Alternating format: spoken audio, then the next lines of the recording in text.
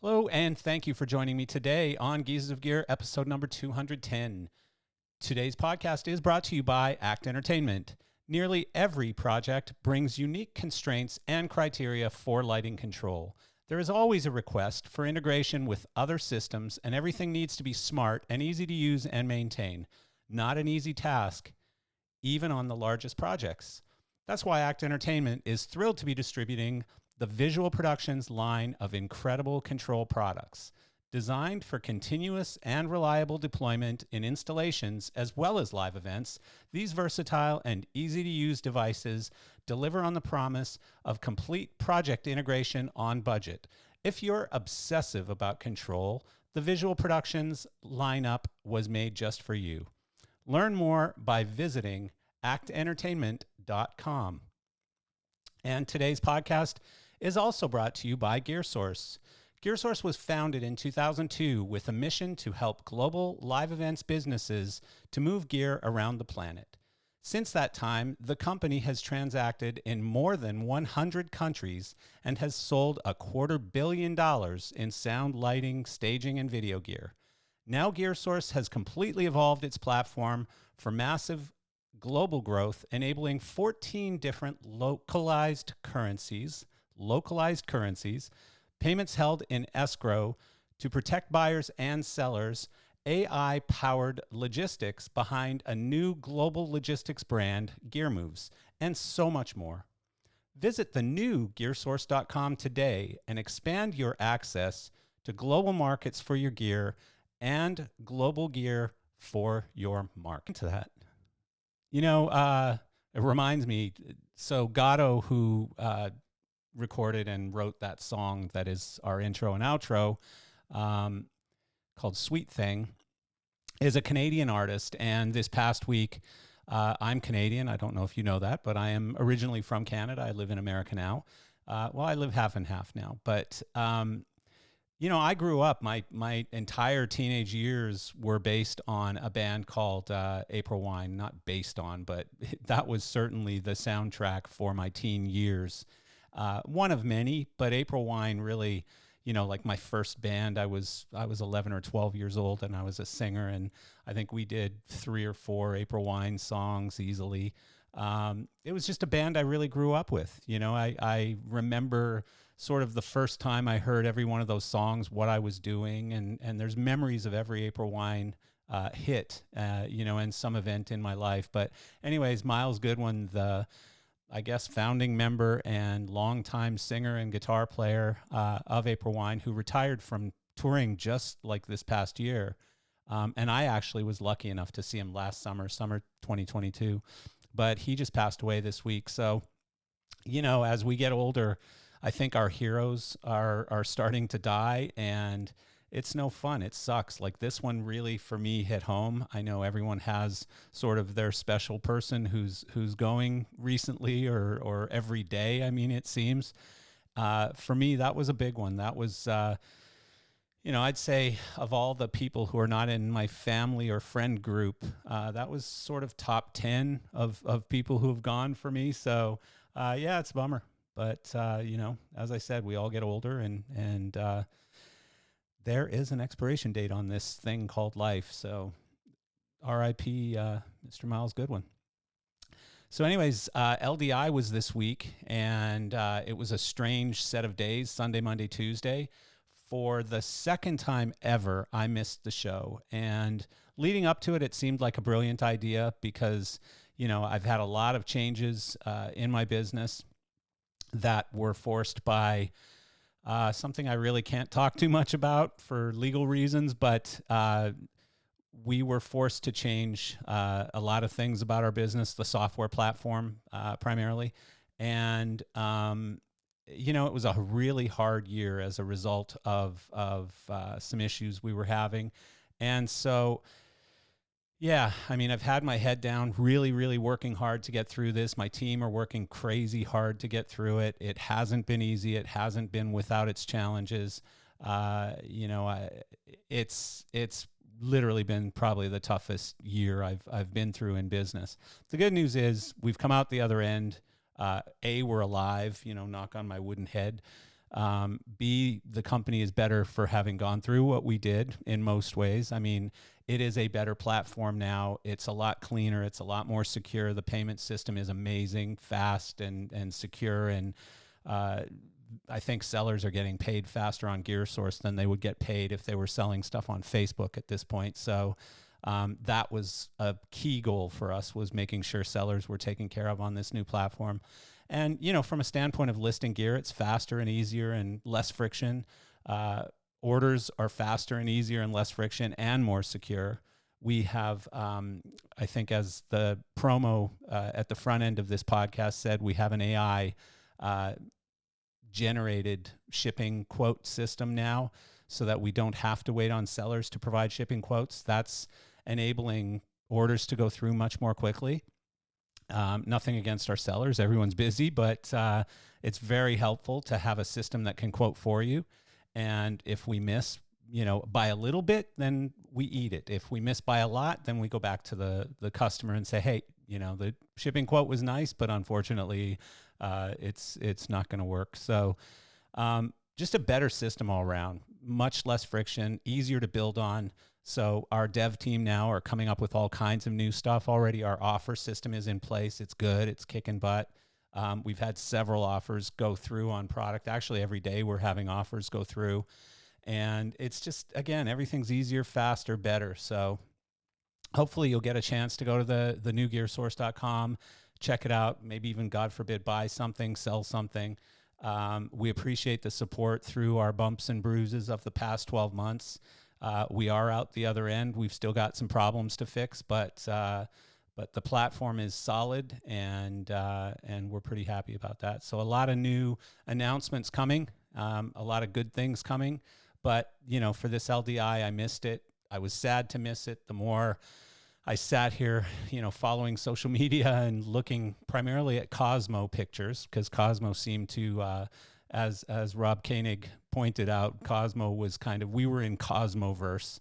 We were just visitors in Cosmoverse. His pictures were dominating the internet. But why not? Cosmo's a great guy. He loves taking selfies with his friends. He's got a lot of friends and deserves them. And so, yeah, it was kind of the Cosmo selfie show, LDI. But some really cool products that I've been seeing anyways. You know, maybe you guys can comment, or we can even talk about it on a podcast if you feel passionate about it. But from what I saw, like, one of the hit products seemed to be this Martin 1, which I've already talked about, I think, but looks like a cool product, very small, very, very well priced. You know, I think retail is around $2,500 or something plus the case. Looks cool, does cool things. It's not the do-all, be-all product, and it's also not a bazillion lumens like a lot of products that keep coming out that are so incredibly bright. But I think it'll have a purpose, and I think it's gonna be a great product for Martin and for the industry. ACT, friends of ours and a sponsor of today's podcast, actually. ACT announced their acquisition of another company called TV1, most notably the parent company of Green Hippo. And so, yeah, I think that's going to be a really good move for both companies. ACT is an incredible distributor. They keep growing because they've got an incredible foundation in place. So it's just a matter of stuffing more product into that machine. And I think Green Hippo for sure is a great brand. I have to admit, I don't know a lot about TV1, so I'm not sure what a lot of their other brands are. I think it's more video sort of peripheral stuff. But yeah, look forward to hearing more about that. And also with ACT, they were showing off and I think got an award for their new PK Sound partnership, which I am proud to say was connected directly through me and this podcast. So really, really happy for that. Happy for both companies. PK Sound I've talked about before. They are a line array company with some really special technology based right out of my hometown, Calgary, Canada. And again, I think ACT is going to be a great distributor for them. ACT is making some solid moves getting into the audio business, and so that should be exciting to watch. And then AVO, certainly I think all of us are going to miss seeing Steve Warren around the AVO booth, But seeing Avo on the Roby stand shows, certainly power, and it's a big flex. Um, I haven't heard a lot of feedback on the product that they were showing, good or bad. The feedback I've seen, I should say, has been very good. Not sure how that's going to work. I have mixed emotions when it comes to, or mixed feelings when it comes to automated lighting brands bringing in console companies and then kind of forcing one or the other down your throat. Oh, if you want this, you're going to have to get that, and that's been going on since the beginning of time. Anytime you have a lighting manufacturer and a control manufacturer sort of combining, you start seeing, that leverage being introduced into the mix. And so we'll see. I mean, so far it looks like they're going to keep it separate. Roby's a big company. They're a great company. They've got some really good people in there. And so everything I hear is positive right now. So admittedly, today's guest, I don't know really, really well. I don't know why. I mean, we've spoken. We've certainly been introduced before and stuff. But, I don't really have a relationship with him, I should say. And so I'm really looking forward, along with you, to learn more about today's guest, who is Mr. Martin Thomas.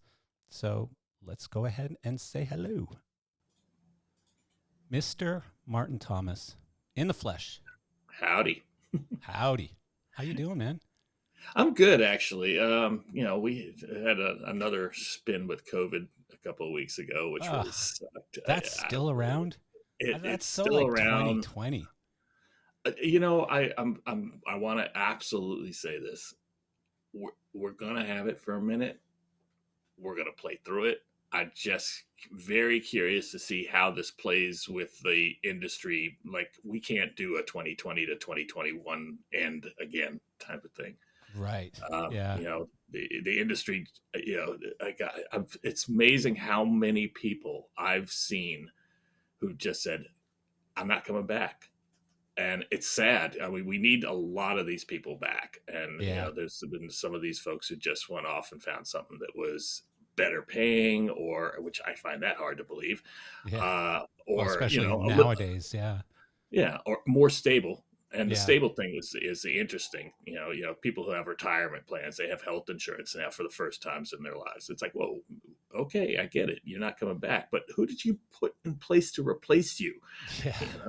You know, because we need somebody out there. I don't know, how it's been really tough lately. The past couple of years, I was one of the first acts out at the near the end of 21, third quarter 21. We took Erica Badu out on a run that was 2.5 months long, and I Just in the found US, right? just the U.S. because we still couldn't get out, Yeah. so it was just one of those things where you know, uh, production manager and LD on it, so it was kind of fun to do. But I kind of found every place I was going was like, yeah, our labor calls down 30%, and we just have no place else to call from. There's no more pool, so Well, and even just the physical aspects of being able to do a show, like, because everybody had to get past the whatever regulations or something, right? So it was like, okay, today we got to wear 2 masks. Tomorrow we got to, get an extra shot and a booster and another booster. And then, you can't go within 10 feet of an artist or 6 feet of a, a road crew person or what. I mean, it was just like, it was, it's insane that it still somehow was profitable with everything that had to happen, not to mention all the supply chain and shipping issues and trucking issues and busing issues. And, I how about think getting 9 people on a bus? Jesus. bus, right, and and Yeah. having, but one of the things is, like, I bubbled my guys. I was like, okay, here's the deal. I really can't have you going out to the bars. There's not a lot of bars we can go to anyway, but I really need you to kind of, hang with everybody else in the camp if you need some company, but you really can't go out there and be meeting with, you know, a stranger du jour. This isn't Yeah. 1983 anymore. So you Right. gotta, you can't quite do that. That's Um, smart. and, I mean, and that's smart quarantining your people like that, and at TSO least still does it. controlling the access Elliot. a little bit. I think Elliot said, I'm not on TSO this year. I did TSO last year with Brian as his L1. So, and I know TSO. Oh, that Trans-Siberian. Trans-Siberian, Yeah. yeah, and it was funny because they bubbled us hard. They were like, "You can't leave the tour. There is nothing you can do, Yeah, I've heard that. just short of leaving." I was like, "Oh, that sucks," And then I talked to Brian before this one, and he was like, "I said, you still bubbling?" And he was like, "Yeah." I was like, "Damn, dude, that's That's the gotta be term for harsh." it, bubbling? Bubbling, yeah, Huh. yeah, Interesting. so, yeah. Yeah. So So you think that there's an opportunity or a chance that things could kind of go back in that direction? Because I boo. can't see it. No, the industry. A perfect example is Live Nation, which runs pretty much most of this stuff. Everything. Yeah. Yeah, Live Nation stock. I'm an investor, so and I know that Live Nation stock was actually around the period of time of COVID, kind of a great place to buy. And then once the Yeah. floodgates opened again, it went through the roof. Yeah. And it was like, whoop. And with people getting sick again, stocks kind of finding a plateau. It's actually tapering off a little bit. They don't want to lose any more money. Yeah, they're not going to be the ones to drive closures. That's for sure. Yeah, and they've got loans to pay back and things that they had, during the course of 2020 that this is going to say we really gotta make sure that the bank book stays safe. And Yeah. that same thing applies for a lot of the vendors. It's there's people who can't turn the industry off again because they've got millions of dollars of overhead per month. They Yeah. have to be open. They cannot do like they did last time. So Well, not to mention the companies, like my own and others in this industry that are still trying to, get. I mean, I think a lot of the rental companies have probably gotten back and probably surpassed the numbers they were doing in 2019. They probably still have some debt to pay back from 2020, 2021. But absorbing a new batch of debt after LDI this week. yeah, true, Holy true. crap, A lot of everybody. products sold at that show this week. I'm buying stuff. That's how bad it was. Really? Oh yeah. What are you buying? I'm buying consoles. Oh, Yeah, I need MA, some consoles MA to or be something able to else? something else. Oh, okay, good, good, nice. Mhm. Um, so yeah, I mean, I don't think our industry. Well, I shouldn't say I don't think. I'm pretty confident our industry would be dead. It would be like maybe the largest would survive who have lots of private equity backing and stuff, but small companies, sub 10, $15 million, maybe even bigger than that, would not survive it if it had to happen again. And I just think politically and everything else, there's just no appetite for any kind of shutdowns again based on a virus that questionably is worse than the flu or whatever, right? So, Well, okay. Now I'll flip that script. I lost my stepfather to COVID. yeah, that's terrible. So and it was one of those things that we all took it seriously enough. Yeah. My health issues, my family's health issues. We knew the value of actually staying safe and everything like Hell that. yeah. Versus the flu.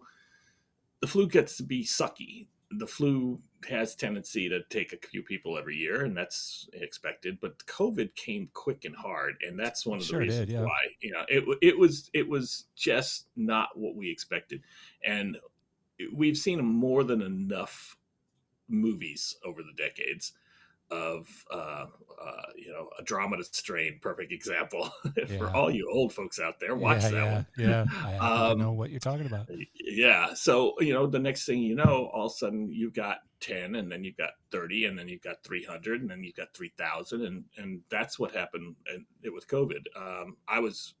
I think, what would they say? I was one of the early cases in Arizona, like within the first 10.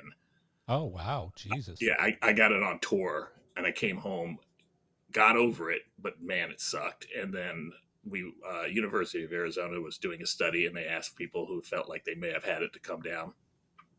And basically, they couldn't confirm or deny with the first series of tests and the second series of tests. Oh, They're like, wow. "Holy crap, you had it, and you were like number 5 or 4 or something crap like that." That's an interesting story. I have one other story. So a really good friend of mine, my house in Canada is in a small town of like 15,000 people.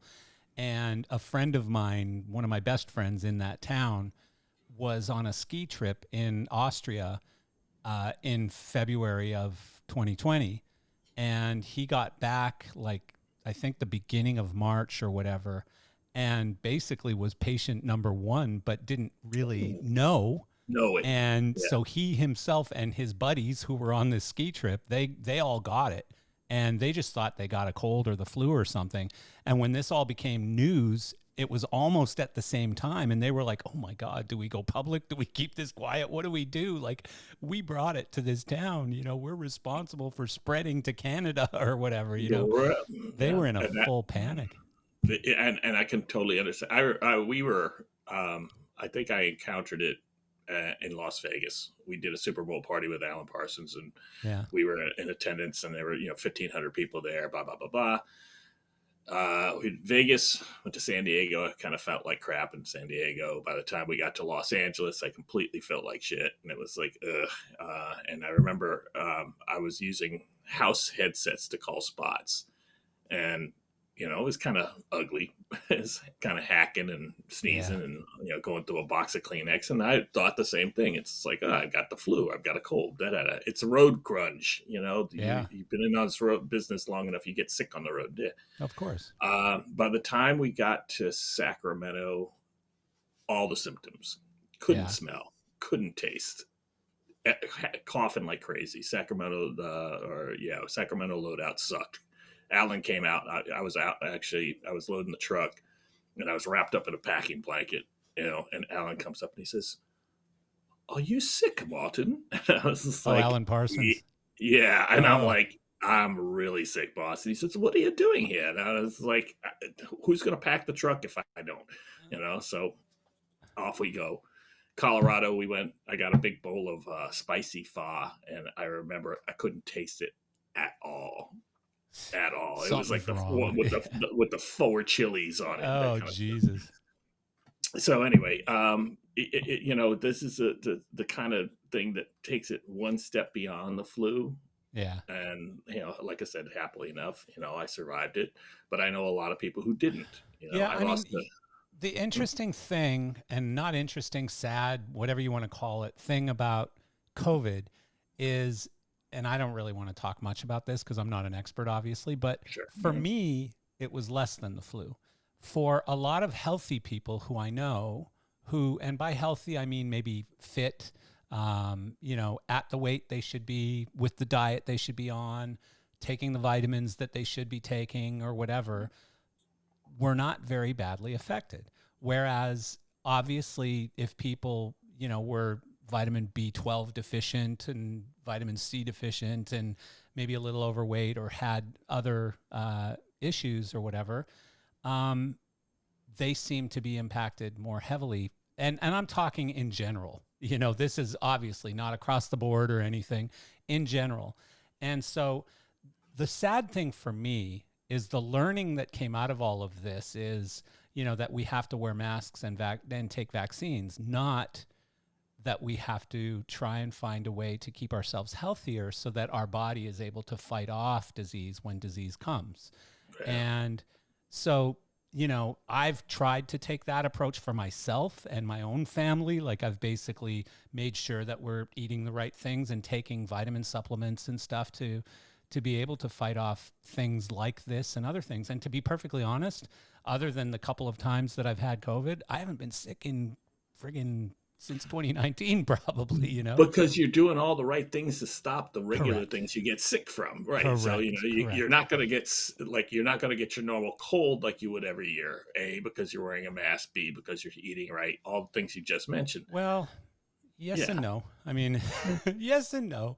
Like, I live in Florida, so masks have not been a thing really for the most part. On Yeah. flights, yes, on flights you have to wear masks, but I mean, like, Florida was open by summer. Oh, I know. So yeah, it didn't take a whole heck of a lot of time for Florida to be open. But anyways, that aside, I think as an industry, let's hope we never go back there. So that we don't lose people, because I do have friends, and I'm sure you do, and family, as you mentioned, within the industry, or within our families and friend groups and stuff who we lost. And obviously we don't want that, but as well, we don't want, our industry to be in ruins again. So And uh, why it specifically was our industry. I mean, I found it very unusual when they opened up the NFL, yeah, and a couple of other things became, oh, it's okay to do that, you want the you answer? know. I know the So, answer. well, I mean, I spent a lot of time, obviously, on committees and in groups, and I did this weekly Zoom thing, and I spent a lot of time working behind the scenes to try and move things along and help things. And I didn't go to government meetings or anything, but I worked very closely with Strickland, who did go. He was sort of Yeah, the tip of the arrow for our industry, I and love that about him too. I would yeah. appreciate that immensely. Yep. Yeah. So, I worked very closely with him on a lot of those endeavors. And, one of his lines was always, they're showing up with battleships, they being other industries or other, like the NFL, for example, they're showing up with battleships and we're showing up with 100 canoes. And it's totally true. I mean, our industry was not a collected group of people with one voice. We were a whole bunch of little voices. And so his battleship versus canoes line, I always thought was really, really great in explaining exactly what was wrong. Unfortunately, the government is relatively corrupt, and money and power drives things. And if if you're a bunch of little tiny businesses, you don't represent very much money or power, and therefore they don't hear you. And so, Except we were a multi-billion-dollar industry that got turned off no, we were a because thousand $10 million industries. You know what I mean? right, Like, that's the problem. The right, multi-billion-dollar industry didn't get through to them loudly enough. We were a whole bunch of little companies, not one really big market. yeah, And so we all did our best to try and get that across. And it was a very difficult mission.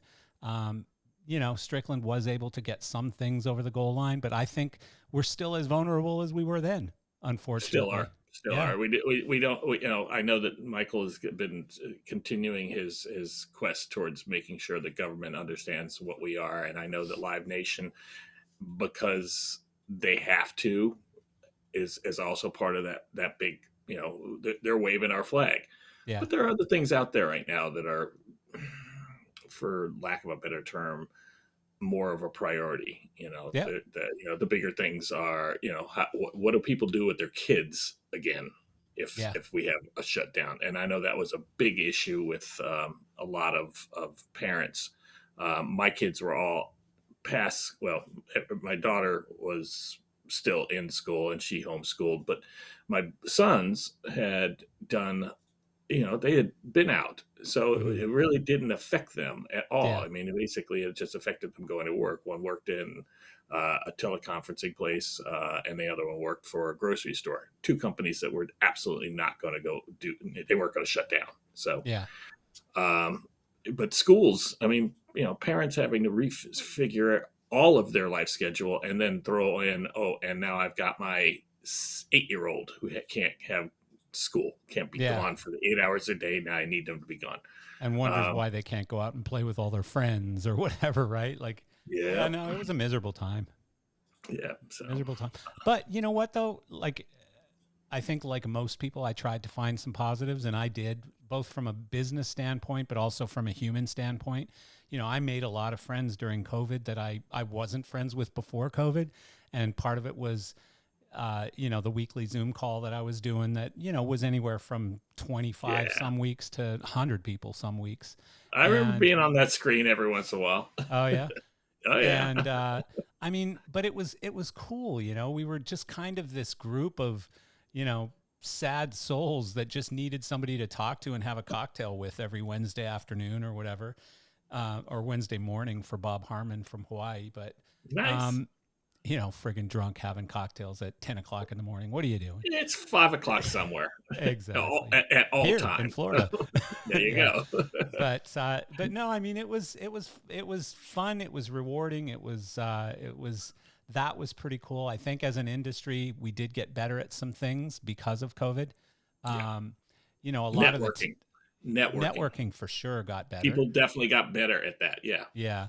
But I mean, even just like things like tools, like, where tickets now are not tickets anymore. Everything's, scan your phone or scan this, or wireless payment systems and stuff like that. Apple Pay, where you just click your phone instead of having to pull out a credit card or whatever. These Zoom sitting in front of a Oh, hell yeah. screen, and Well, we're Martin, all get this. really You want to good hear at some? this. Want to hear something funny? So, probably 6 years before COVID, my company went completely remote, and so for ages we've been using Zoom. Like since Zoom came out, we were one of their early customers at Zoom.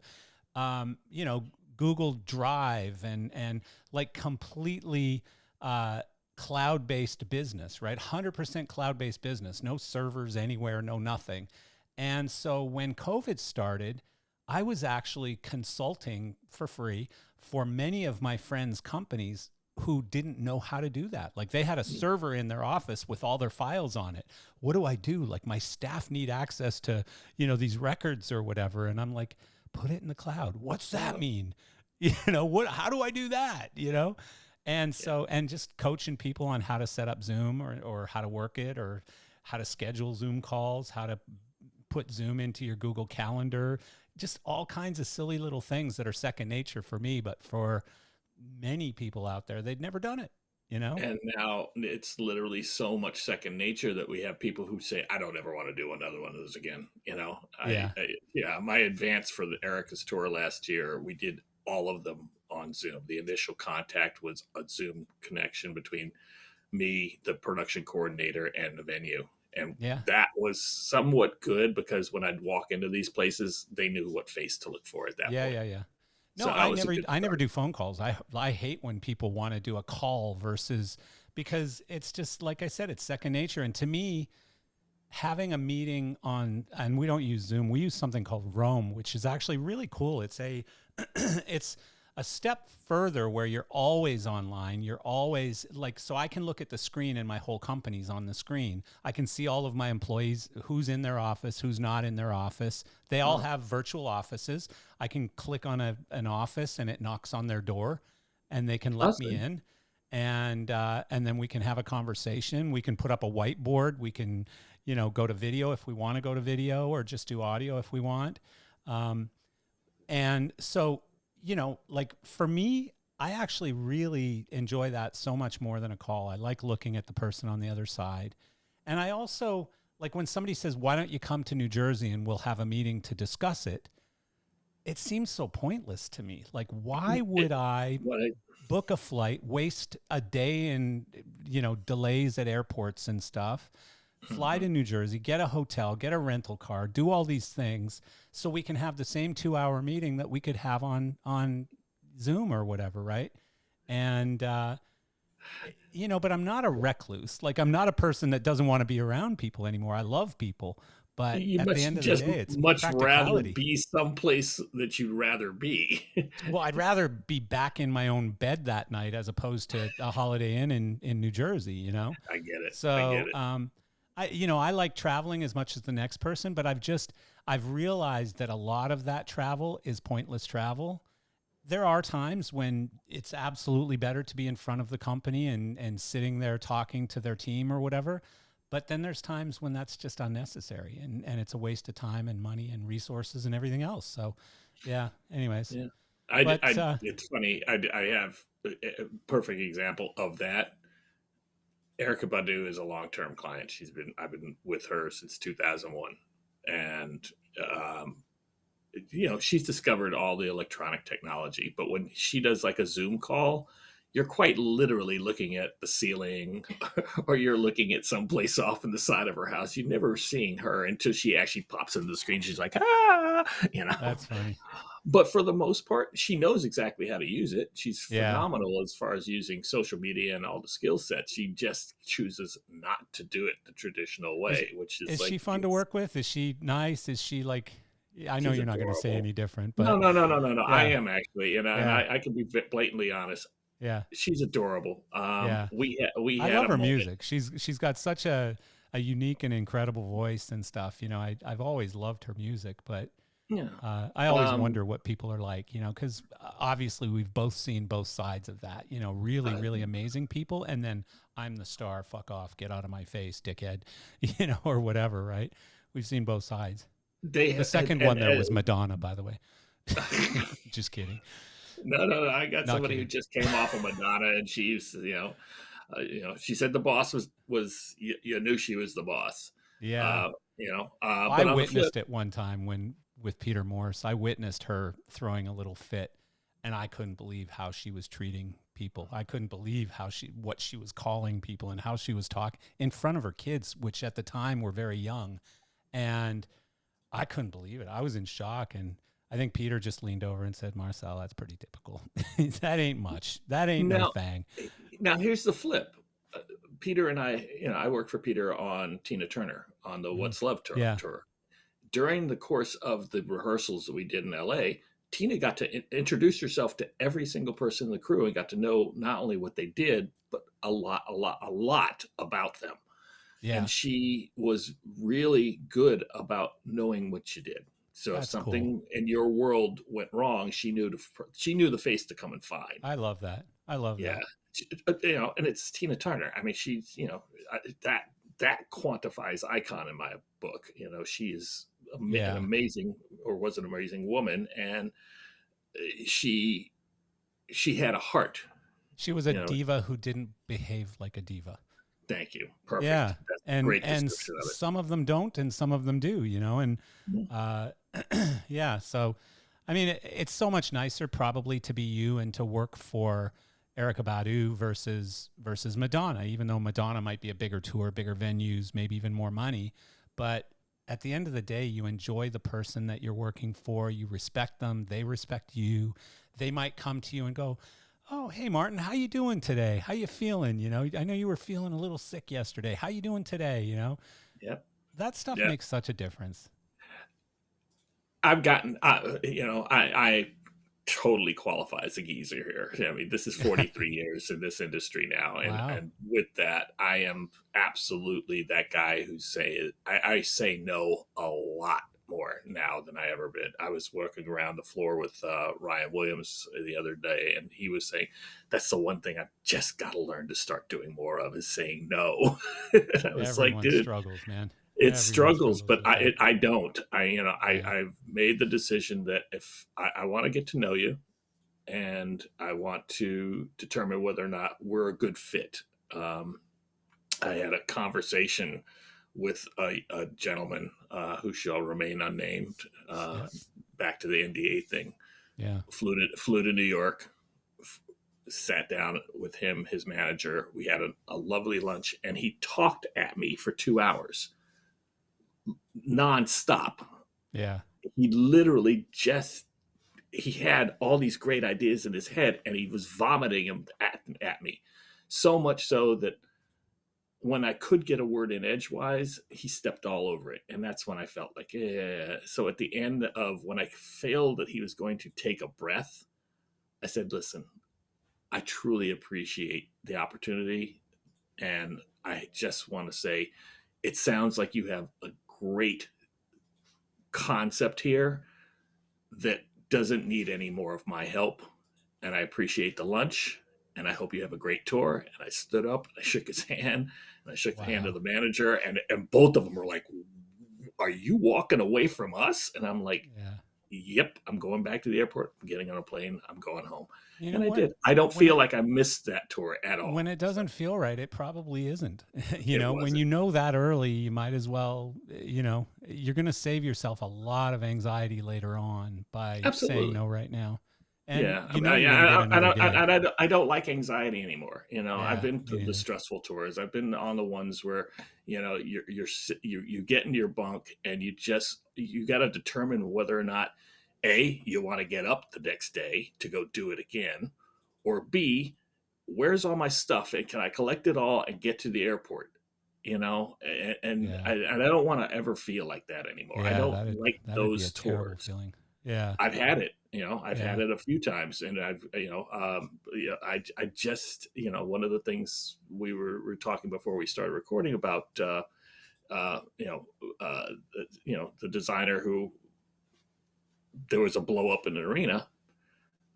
That was a mental breakdown for me. That and that the account reps for that particular uh, client flew in and were like, "Are you okay?" And I'm like, "I'm not okay." And they were like, Yeah. "You probably need a break." And I was like, "I want to definitely take a break." And I did. I took a break. I took 6 months off. I just needed not to be in this business because at that point, I think I wasn't getting any creatives. I wasn't having any clients that I felt my heart with. Yeah. And I was finding that everybody was just, everybody seemed angry, Yeah. you know, not they didn't this is supposed to be an entertainment industry. This is supposed to be fun. This is supposed to bring you out that the best for the audience and the artists and all these other things, and I wasn't getting any of those. Yeah. And I felt like Either I is he. just Either is he getting any of that. He's not getting any love at all, the dog. no, she's actually Oh, talking she. to the postman. Yeah, It's a bad she's assumption. She barks like a boy. she barks like a boy. No, she's my Don't tell baby her, girl. though. Yeah, I Yeah. will. Yeah. He but said you bark like a boy. Rah, where is he? I'll get him. Yeah. but on the flip side, I have a client that I've been with for just over a year now. JJ Gray, out of Florida area. You should know him actually. I don't. Jacksonville, What and kind of music? actually, I'll have to check it out. perfect example of description would be what would happen if you put Al Green and Leonard Skinner on the same bus for a week and then let them out. Oh, Jesus Christ. Oh yeah, That's going to get yeah. messy. No, that's the best part about it. I mean, he is. I can honestly say he has the potential to be the heir apparent for Jimmy Buffett. Wow. He's had a 20-year career.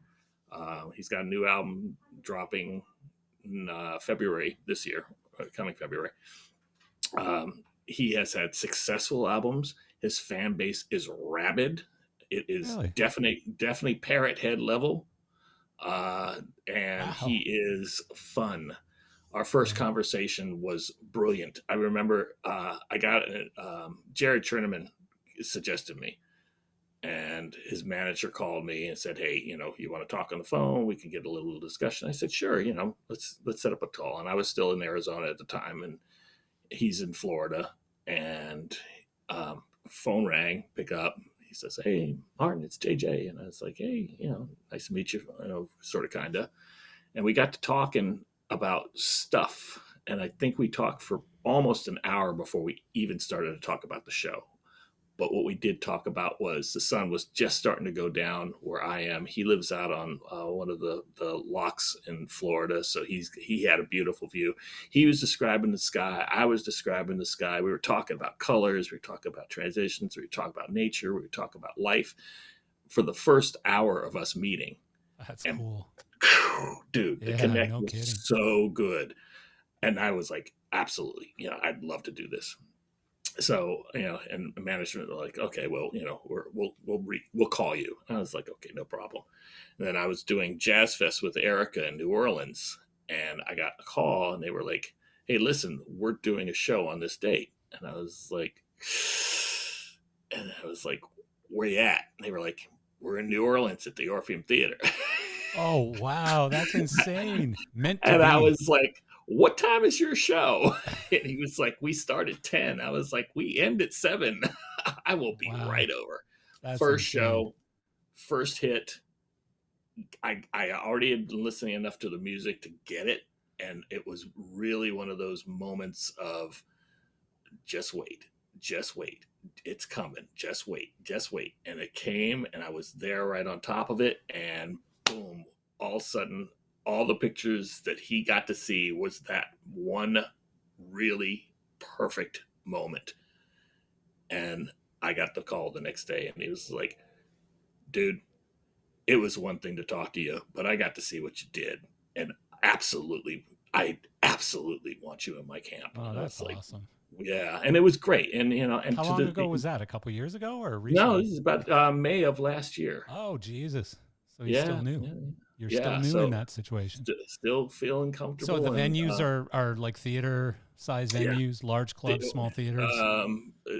they do a 2-day festival. He does his own festival up in St. Augustine at the amphitheater up there, beginning of the year. I think this year I think we're doing it later in the year, but we're doing the same thing where he brings in several of his artist friends, and they all play on the same thing, and it's a great environment. Well, I might have to Uh, come up and visit you.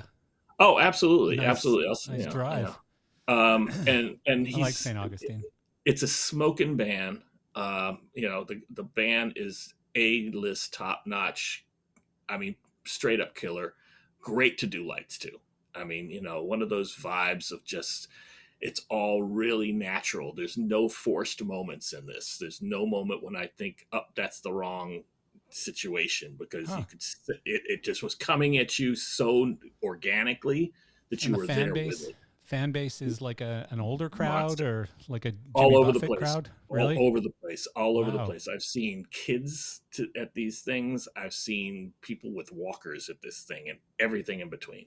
Huh. You know, Well, I'm it, gonna have to check it out because I should know because I wasn't a parrot head, but I was definitely.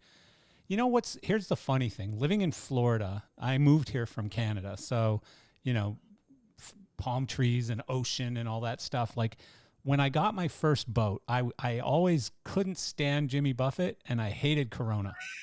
And I got a boat and suddenly I'm in flip flops drinking Corona listening to Jimmy Buffett. And I'm like, this just works. It just it works. does. I don't know what to tell you.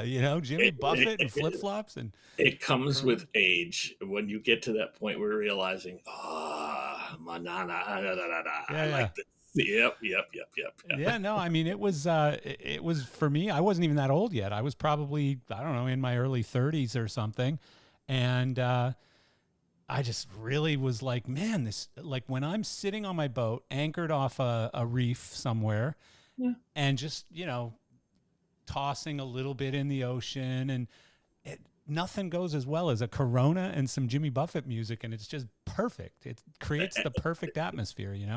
That's the thing about JJ's music does the same thing. It That's goes wild. I'm going to have to straight to listen the to it. heart, and he is a natural entertainer, and Hmm, not in the forced manner. cool. He'll tell you about the story that led up to the song that he goes into, and Yeah. sometimes he'll hit that downbeat in the middle of the song and start telling you the story. Oh, that's cool. It Yeah. is, and then and as good as the band is, they know the story well enough to know that he's winding it up and get ready for the come back in for that But are chorus. they like a Dave Matthews kind of jam band kind of thing? Because I'm Nope, not really into that. nope, Dave Matthews and nope. Black It's Crows. I mean, they're both great, incredible bands, but the whole jam band thing just doesn't work for me. it's really, like I said, Al Green meets Leonard Skinner. It's got Huh. you've got your rock and stuff, you've got your soul stuff. The first single off the album dropped, and it's got this beautiful false. He's singing with his slight falsetto that he sings with his daughter, Huh. and I'll check and, it and out. he, yeah, and he's singing about the sea, which is I mean Gotta a love lot of that. people. Yeah, Yeah. exactly. Gotta love that. I love it too. Yeah. Yeah. So that's your main gig right now. Like, are you still No, working with Erica as well? I'm And still working with Erica. I'm still working with JJ. I am got Alan Parsons show coming up next week in Santa Barbara, his oh 75th wow, birthday. You know, 75. I know. Holy Christ, we're getting You old. know what? And he's had some health issues that he's actually gotten over, and I am Oh, so that's proud of good. him. He's done the work to get himself back to That's good. normal. Yeah, it is. It really is good, because I've been with Alan since 2004. Wow. And yeah, and so next year is 20, and it's really funny because he was like, do I have to give you a gold watch or something? And I was like, I don't know, do you? Yeah. If that's uh, appropriate, Alan, perhaps you know, yes. Yeah. the thing about it is with Alan, and it has been every year, he has always been extremely gracious with how he's treated us. Yeah. We've been to a lot. I think I am the longest standing crew member, and there's only one other person in the organization other than him that's been there longer. that he's not married to, and that would be the singer PJ Olson. Huh. But we have seen a full transition where everybody in the band was changed out. Everybody in the crew has been changed out multiple times, and yet I'm still standing. So Huh. Yeah, and it's it's funny. amazing music. Yeah. Well, Anybody who knows Alan Parsons Project, it's got it.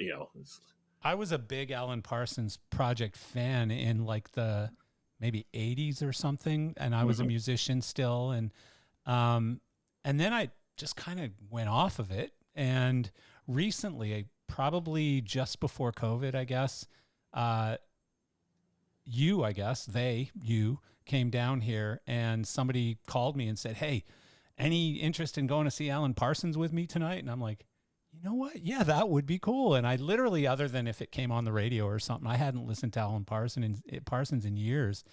And I loved it. It was friggin' fantastic. I was just like, wow, it sounds just like it did. This is awesome.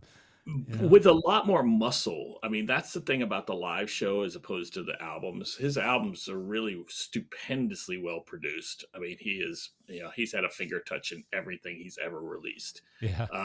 But and he's a good director, more or less, for the live show. But the live show has a lot more, for lack of a better term, balls. Yeah. The band is super strong. Jeff Coleman plays guitar, and Jeff's been with us, multitude of various different rock and roll bands. You've got Yeah. Dan Tracy on the other guitar. You've got PJ, who I mentioned.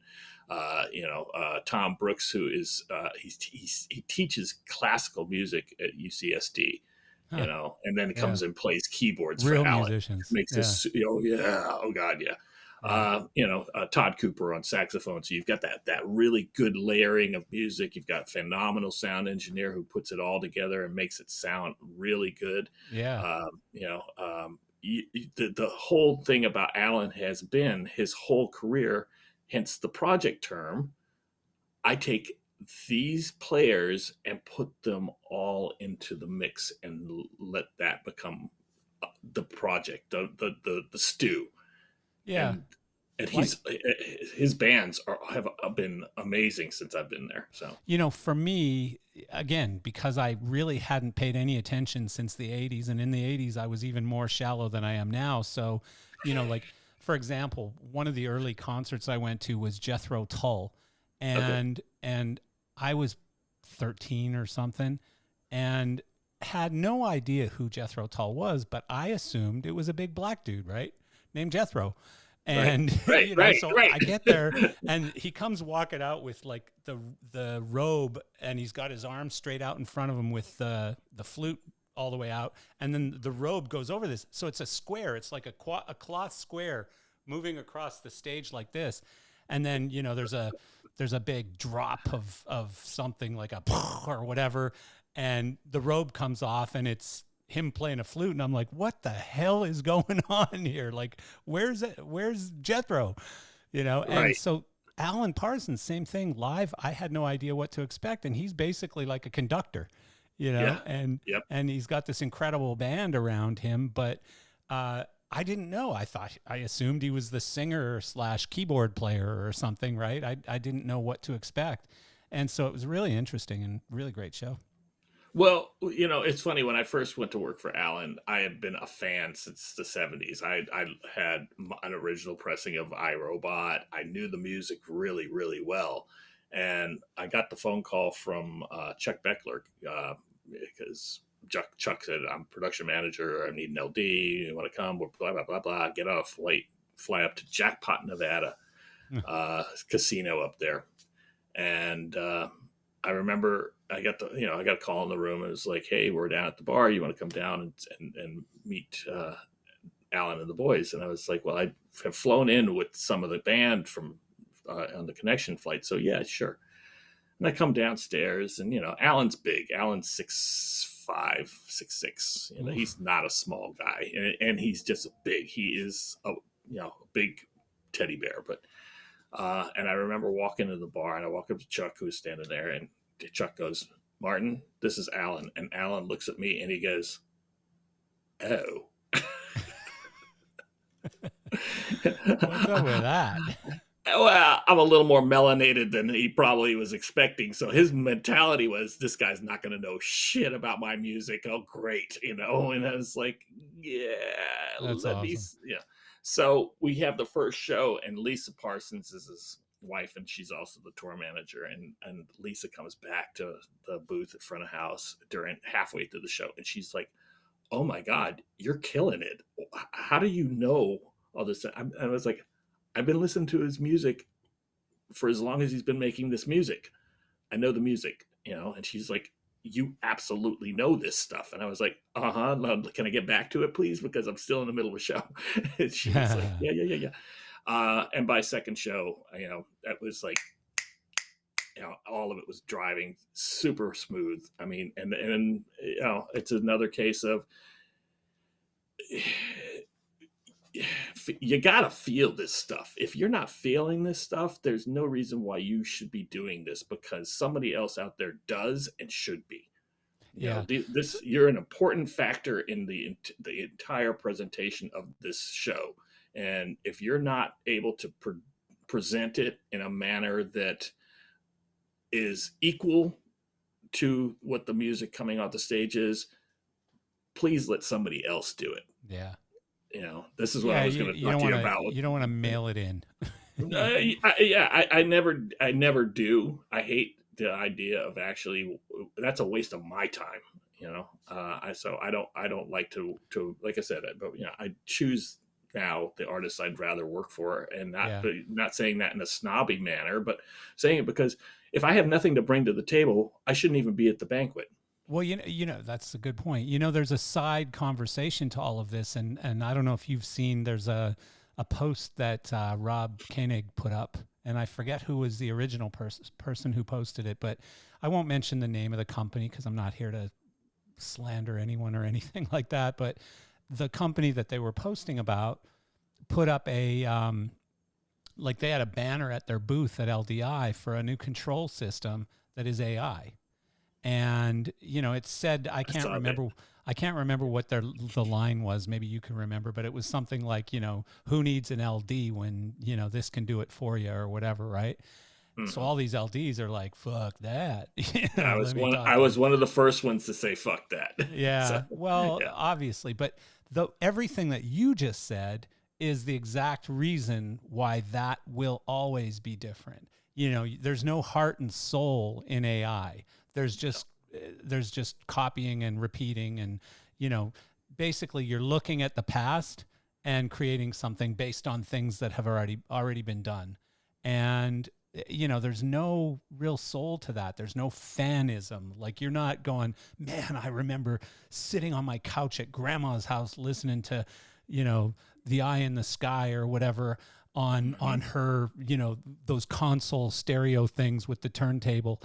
And I remember listening to that on there over and over and over again. And here I am lighting it. What's your passion going to be versus a box, with some sort of, you know, generated content AI system in it or whatever. Hmm. So, yeah, I mean, what you're saying is truthful. There is something more than just pushing the buttons. I love that there at one point in this industry called music. I hate that it's music; it's an art form, but we call it an industry. There was something called soul music, and soul music really did it had soul. I was raised Yeah. on that stuff. I was, Yeah. I'm a child of the '60s, and my parents had really super good musical taste. I remember I'm my a child mom. of the 60s, and my parents had terrible musical taste. It was Johnny Cash or Elvis. I mean, that's pretty much all you heard in my house. My mom on Saturday morning, and we knew it was Saturday morning because she'd start cleaning the house with Sly and the Family Stone. Oh, wow. Right. Wow. And then the day would progress to the Beatles, and then we'd hear a little Floyd, and we'd hear a lot of. I heard so many different kinds of music when I was a kid growing up. And Yeah. my dad was a military guy, and so it makes me a brat. And I know that when he wasn't overseas, when he was home, we would get the Marvin Gayes and the Al Greens and the O.C. Smiths and the soul music, and that's you could tell that the music came directly from the inside of that person and it went out. So, sorry for the sidebar here, but do you know Michael Springer? I do. Springo. Yep. Yeah. So Springer was on the podcast few weeks ago, and I didn't know this about him, but what a freaking story. He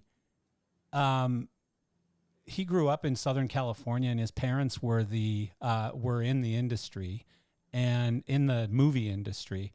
And like he'd have Sly and the Family Stone he'd wake up in the morning and they'd be in his living room getting high or whatever, right? Jeez. Oh my Or God. Jimi Hendrix would be in his house, or, like every day he was around sex and drugs and rock and roll, like in his entire upbringing. And I was just like, wow, like his stories are incredible. Just that crazy. Kind of stuff. Yeah. Not the healthiest stuff for a child to grow up through, I guess, which he confirmed. But we're of the age that a lot of the things we did weren't the healthiest things to do. I always love those ones. I grew up drinking out of the water hose. Yeah. That Of kind of course. stuff. I You know ate what? dirt. It wasn't healthy, I ate but dirt. right. It was good. But it was right for us. It was, Yeah. and we played through and we became the people we are based on that kind of growing up. So, having Sly in the living room, I don't know if everybody been able to survive that, but on the flip side, I'm pretty positive that, Oh yeah. he got Well, a lot of life out of that. So yeah, my parents had a Gran Torino, I forget what it was called, station wagon with the panels on the side, the baby blue with the wood panels. Wood panel. And it was a 1974 or something. But anyways, like me, my sister, and our friends at 6 or 7, 8 years old would be playing in the back of the station wagon, playing cards or playing toys or playing something while we're driving. I mean, there was no such thing as seat belts, I remember child seats. Yeah. Or I'd lay at the back when we had a regular car that wasn't a station wagon. I'd lay in the back window, like that was sort of where I wanted to be when the car was moving. You never got and you into stare a car up and at the put on sky seatbelt. going by you. Yeah. I mean, it was just totally different, different times.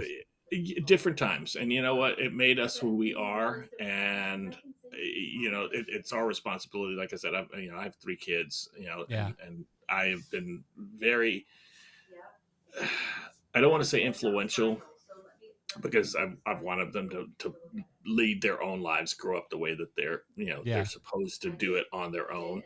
Yeah. But I've also kind of said, here's something I've done. Here's something that, and I just gently kind of show them this over here.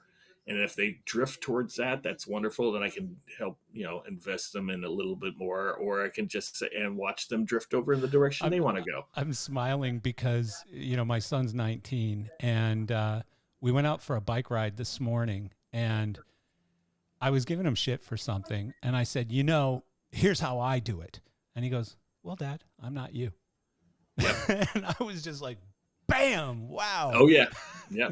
And that's important that he did that with you, because all my kids have done that to me. Yeah. In fact, it's like, okay, you know what? You're absolutely not me. You be you, and let me follow your lead and see where you drift off to. Well, my response wasn't quite so, whatever you want to call it, democratic, I guess. But I said, yeah, you're right. I have a job. So, yeah, it didn't go over very well, though. I had to suck up a little bit after that. Oh, did he outrace you at that point? No, actually, because I was on the e-bike. So if he got ahead of me, I just gave it a little juice. Yeah. Nice. No, I'm pretty fit. He has a hard time out anythinging me except driving. If we're on, like, one time I decided to challenge him in go-karts. Mm-hmm. Well, probably 2 or 3 times, but every time it ended badly for me. Like either he'd put me into a wall or he'd just beat me by like 2 laps and make me embarrassed. So But he's also racing right now, right? yeah, yeah. Well, he's Yeah, not right at so the moment. It's off season right it's now, off but season, yeah, but yeah. his season, I was following him for Oh, really? I mean, oh, yeah, absolutely, and you know what? There is in my personal opinion, his talent will be seen by somebody, and he'll get that ride Yeah, because that's what we're he has the hoping. capability. Yeah, yeah, Yeah, yeah, I yeah, mean, yeah. the problem in racing is, and I don't want to go off too far into this because everyone who listens to my podcast hates talking about racing or listening to racing. Not everyone, but most people. But the problem is you're competing against billionaires Yeah. and literally billionaires. And so, Mhm. like right now in the series that he wants to run next year, which starts in like April, Which one is he going to in step to? England. It's not to be announced just yet, but it's if he runs in that series, it starts in April of next year. Well, we've got friends who have purchased cars, they've shipped them over to Europe, they've privately rented tracks. I'm talking for the last like 2 months. Every Oh, week they're at a different European track, and I'm talking like Monza and Spa, and we're talking real tracks where F1 races and stuff. mhm. They're privately renting tracks between two or three drivers. Their dads are all gazillionaires. And so they're on track every week somewhere in Europe. And, so there's that. And then there's also that they show up like IndyCar, for example. You could show up to IndyCar today with a good driver and $8 million, and you'll get 2 seasons in IndyCar, and you know that's it. You jump Mhm. the queue basically. You've got to have some sort of a resume, but you still jump the queue and you're in IndyCar. And if you do well, you'll go from paying on the third year. You'll go from paying to being a paid driver, where you can actually earn, $1 million plus, and have a seat on a good team. So, oh, I, I'm a drag racing fan, so I know the same thing. Professional drag racing and sportsmen as well. And I know the situation you're talking about, where cubic dollars has always been the thing.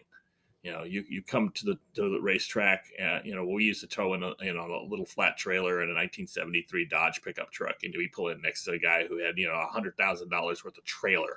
you oh, know yeah, wow, so you get that, that moment of but then we always came with the attitude of, that nice trailer you have, you'll be back in it in the first round if you get us. So, yeah, yeah. and we Drag racing. put enough of them on the trailer. Yeah. So I don't So know much about drag racing, but my neighbor where our office used to be had a a Top Fuel dragster, and he didn't drive it anymore. And I asked him, why not? Are you scared of it now or something? And he said, no, I rent it out. And I said, why? Why don't you drive it? And he said, because every time I run down the track, whether it's for a practice or an actual race, it's about $6,000 yeah, every single yeah. run down the track. And I'm like, really? 6 grand to go a quarter Mhm. of a mile? Like, that's And insane. that's if nothing goes wrong. Yeah, that's if you don't blow an engine or anything. Yeah, yeah.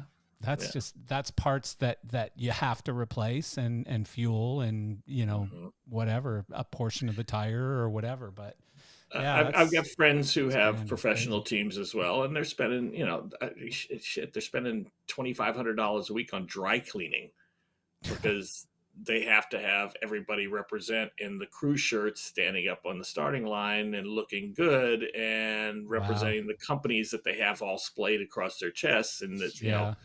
so crappy Yeah. T-shirts don't cut it. We've been fortunate that my kid for the past few years, anyways, has had some sponsorship, not 100%, but Mhm. a high percentage of his racing has been sponsored. And the problem is, it's just the further you go, the more expensive it gets, and then you either need to get more sponsors or you need to move up the scale in sponsors. So instead of a lighting company, now you've got a bank, or now you've got Right. a car manufacturer or whatever, right? So, anyways, yeah. So you were an army brat. I was. I grew up traveling with dad when dad was home, but dad was EOD. He was bomb demolition. So he did a couple of back to backs in Vietnam. So what is Um, bomb demolition? What's that do? okay, a perfect example would be If Vietnam era, we did a lot of what was called carpet bombing. In other words, all the bombers would fly across and technically just drop their load, and it would just basically spray the entire landscape with bombs. Not all of those went off. Ugh, My dad's unit was to go in to those areas that they had taken over, find the ones that weren't exploded, and detonate them Jesus. or take them apart. Jesus. And that's what his And job he was. studied to do this. He did it on purpose. Or was He that part did of a this on prison purpose. sentence or something? Yeah, right. No, this is his career. I mean, he went into the army in 1960, and by 1963, he was an advisor in. Uh, well, shit, I can't say that. He was an advisor in a Southeast Asian country that we didn't have any reason to be in, and his job was to remove bridges and roads. We Interesting. we were not in the police action at that point. And then he went back over in 1968 and was there until 1971, straight through. He did Wow. it back to back, and that was his job. Was technically, and I learned a lot from him based on that. I learned, and it applies to this industry. One of the things that he said is be detail oriented, because in his particular case, a life may depend on it. And in my particular case, now that I've seen what we do in this industry, again, a life may depend on it. Yeah. If you see somebody put a span set on wrong or put a shackle in the wrong way, and you know it's wrong, stop everything. Make that right. Teach Yeah. people why that needs to be done correctly. Because I've seen some pretty tragic situations in our industry. Don't relate anything to the tragic situations Dad saw, but it is the situations that could injure somebody, that could kill somebody, that Yeah. could, and that somebody could be somebody that you like in your crew. It could be a complete stranger in the audience. It doesn't matter, you know. Being detail oriented, being attentive to your situation, being aware of your environment. These things are important, and now especially because of the fact that we have so many incidences of like the situation in Vegas yesterday with the shooter, and and then you go to Bataclan, where they actually walked in and murdered all those people. Knowing your environment is so super critical right now, and a lot of Yeah. people are I hate to say it, but so many people are so Yeah. and so they don't have any freaking clue about what's going on around them until it's too late. Yeah. That's um, so and true. and I, the things that I've learned, Dad was, it was his unit, so he was the lead, and it became something where I learned about leadership from him, and how to put together a good crew that you trust, that you can make work for you, that would be, not like, I hate that motherfucker, I don't ever want to work with him again. Yeah. I don't like to lead that way. That's not a good way to lead, in my opinion. I know a lot of guys in this industry who do, Yeah. but I So do I I. was, but my intent is always to be the example of where we want to be. So if I can hold myself up to this level, I'd like for you to try to come there as well. Yep. Yeah. So Yeah. I mean, it's,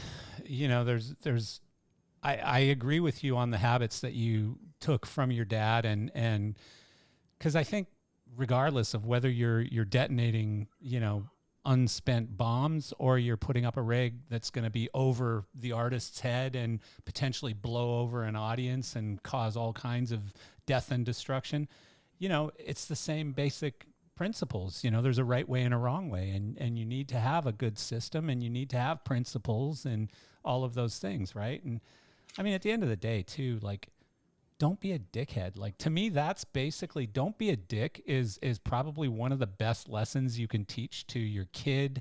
To, I don't remember who it was recently, but they said basically lesson number one, if you're going on a tour bus, for your first time or whatever, don't be a dick. You know, it's just basically your best lesson that you could have. Like, be respectful of other people's space and belongings and everything else, and don't I be a dick. found I had to have a few come to Jesus moments with the last crew I had out with Badu. For that, I had a few people who had never been on a bus before, and I had to go through we had a written explanation of what you don't and what you do on a bus, you know. Yeah. And the number one thing is, well, the number two thing is, your mom's not here. So pick up after yourself, you Yeah. know, because, you know, Yeah. and I hated, I felt for some of those buses because we had one bus that was constantly my problem child. And I was like, what the hell is going on here? Why aren't you guys getting this? But then I realized that was the pirate bus. That was the bus full of the, you know, Yeah. I've got a grog in my hand, and I'm just gonna, we're gonna rape and pillage. And it's like, oh, It's no funny. raping, okay? Pillage as much as you want, but no raping. No raping. Um, I hear that and that's frowned upon these days. it's This whole Me yeah. Too thing. You just can't rape like you used to be able to. God, oh. Yeah. But these you have to have an understanding of how this all works, and it's guys like me, and it's guys like, Nook was another Yeah. good one. You know, he was a great teacher of people out there to be able to have them understand. I'm seeing some of the younger kids come up, and they've gotten the lessons enough to be able to spread it to the next generation that is coming up. You know, the ones that we were talking about before. You know, the ones who call themselves lighting designers have been doing this for 4 years. Yeah. Oh, Yeah. oh. Anyway, Yeah. um, there. This is not an industry where everybody knows everything, but there are a few people who know a lot more than you do, and it's a really good idea to spend some time listening to be able to understand that they may help you have a career as long as theirs has been. So That's a great point. No, it's a great point. Like, you know, you want to survive in this industry, talk to some people who have, you yeah, know, and yeah, ask them what did they do, you know? yeah. I It's mean, a we have a comfortable life, my fiance and I, and we are professionals and successful in our industry. Basically, we have worked really hard to get there, though. Is And she I in our want industry as well? She is sort of in our industry. She is she has a director of Congress and content for a major pharmaceutical company. Oh, So she does a lot of meetings she in life employs our as in industry. virtual. Yeah, yeah, actually she does, which is really funny. Every once in a while, when we sit down and she shows me a listing of how much she has to pay for certain things, and I said, "Well, no, that's how much we pay for it. That's how much we pay for it. That's how much we pay for it." But she's corporate, you know, so it's 200, 300% kick up on a lot of the things she has to get the same exact gear. So, Yeah. um, she understands what I do. I understand what she does. It's a good. Does she travel like you do? She does. Yeah, yeah. So, She's actually been out of oh, country I more guess than your I kids are have all in a old bad enough, year. so they don't need Yeah. full-time attending. No, and we just, I think the dog is the thing that we pay attention to mostly. It's just like, Yeah. oh, wait a minute, who's going to be home this week to be able to take care of the dog? So, Right. Right. Yeah. That's interesting. So when did you actually start? I don't have any idea. Like what how did you start? When did you start? the first tour was in 1979. I But went out with. even before that, like did you go to school for this or I how didn't actually, not officially. No. I was. We lived in New York at the time, mid '70s, and I went to Wagner Junior High School on 76th Street on the East Side, and my best friend at the time, Kenny Tannenbaum, was in charge of the AV department. And I said they've given the AV booth keys to a 14-year-old, and he was super responsible Yeah. because if they'd given them to me, it would have been a party zone. Yeah. But but he said, "You want to come to do?" And I was like, "Sure," So I learned how to run the projectors for the auditorium, or do stage lighting and set up stuff, and I could run pretty much every projector for every classroom. AV guy. Yeah.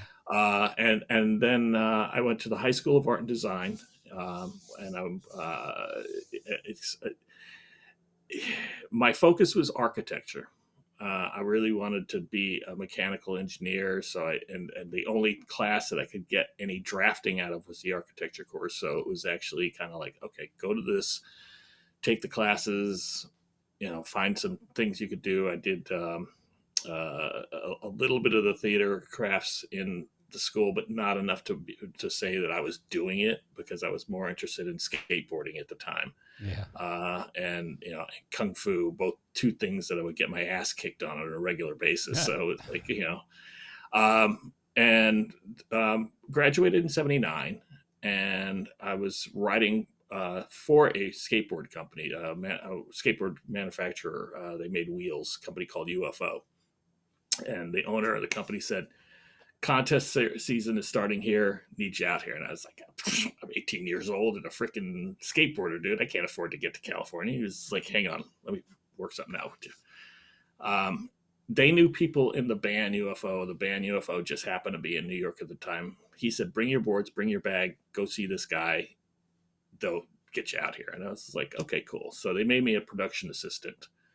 And my intent, the job was to go find coffee and, other sundries. Yeah. Finding coffee in the '70s is not as easy as finding coffee now. Um, and basically, I got from the East Coast to the West Coast, jumped off, rode for this company for about a year before they went belly up. Made my way back to New York, and then went to work for a couple of different lighting companies. I remember talking to Howard Ungerleider at a Rush show, and literally it was just like as brief as it could possibly be. I said, "I'd like to do what you do, sir," and he's like, "Go to work for C Factor." I was like, and then he turned around and walked away, and which was really funny, because we had breakfast the other day during LDI, and I was telling that story, and he's like, and look what you got. And I was like, because I followed your instructions. You told me what to do. I went and did it. So did you go work for C Factor? I was the guy on the push broom and cleaning cables. Wow.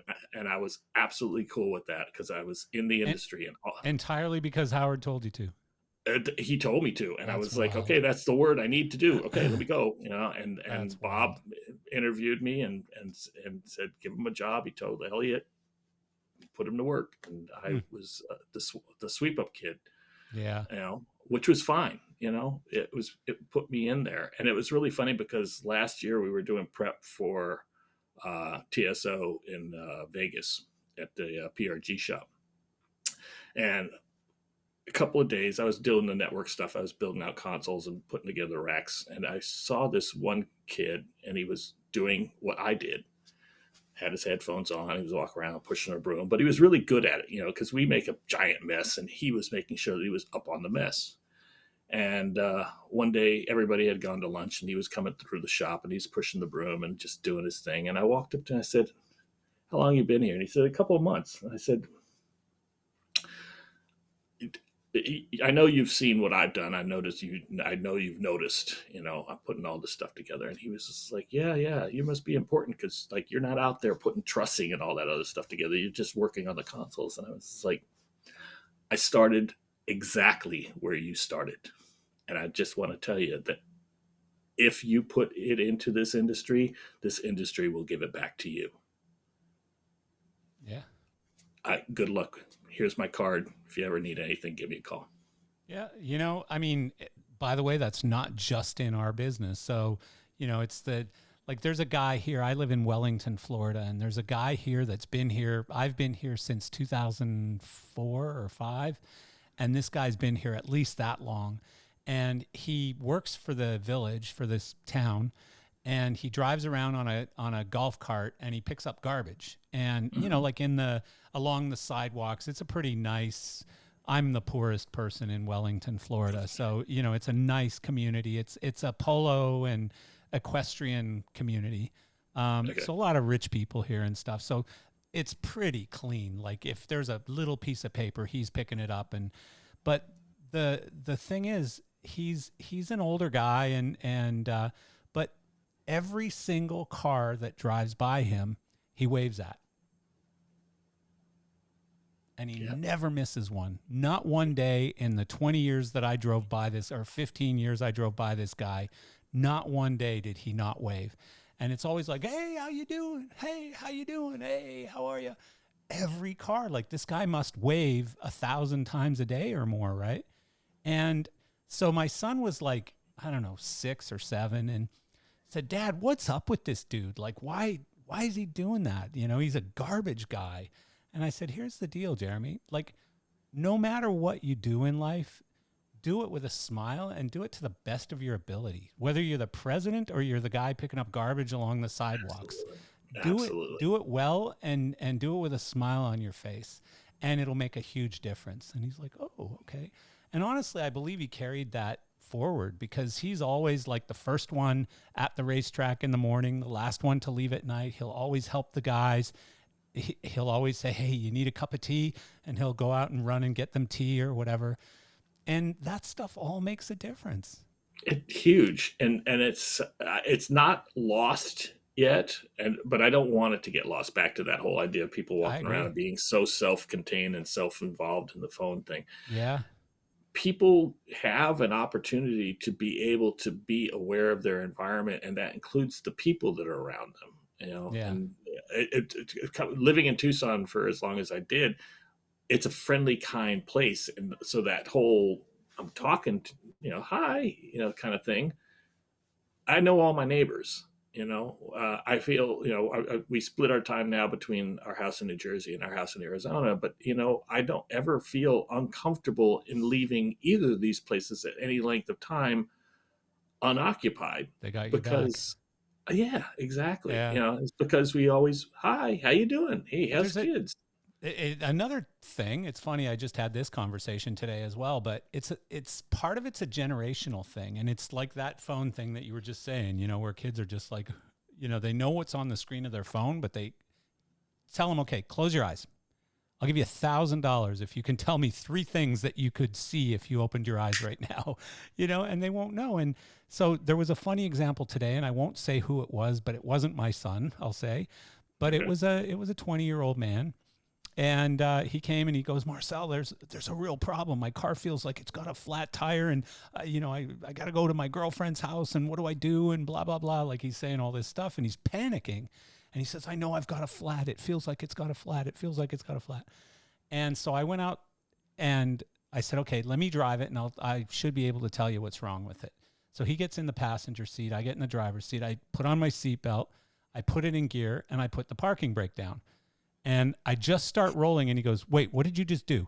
And I said, I put the parking brake down. And he goes, what's that do? And I'm like, it's the brake. It's like an emergency brake. It's the brake that you put on so your car doesn't roll down a hill or something. And he goes, oh, okay, well, we're good then.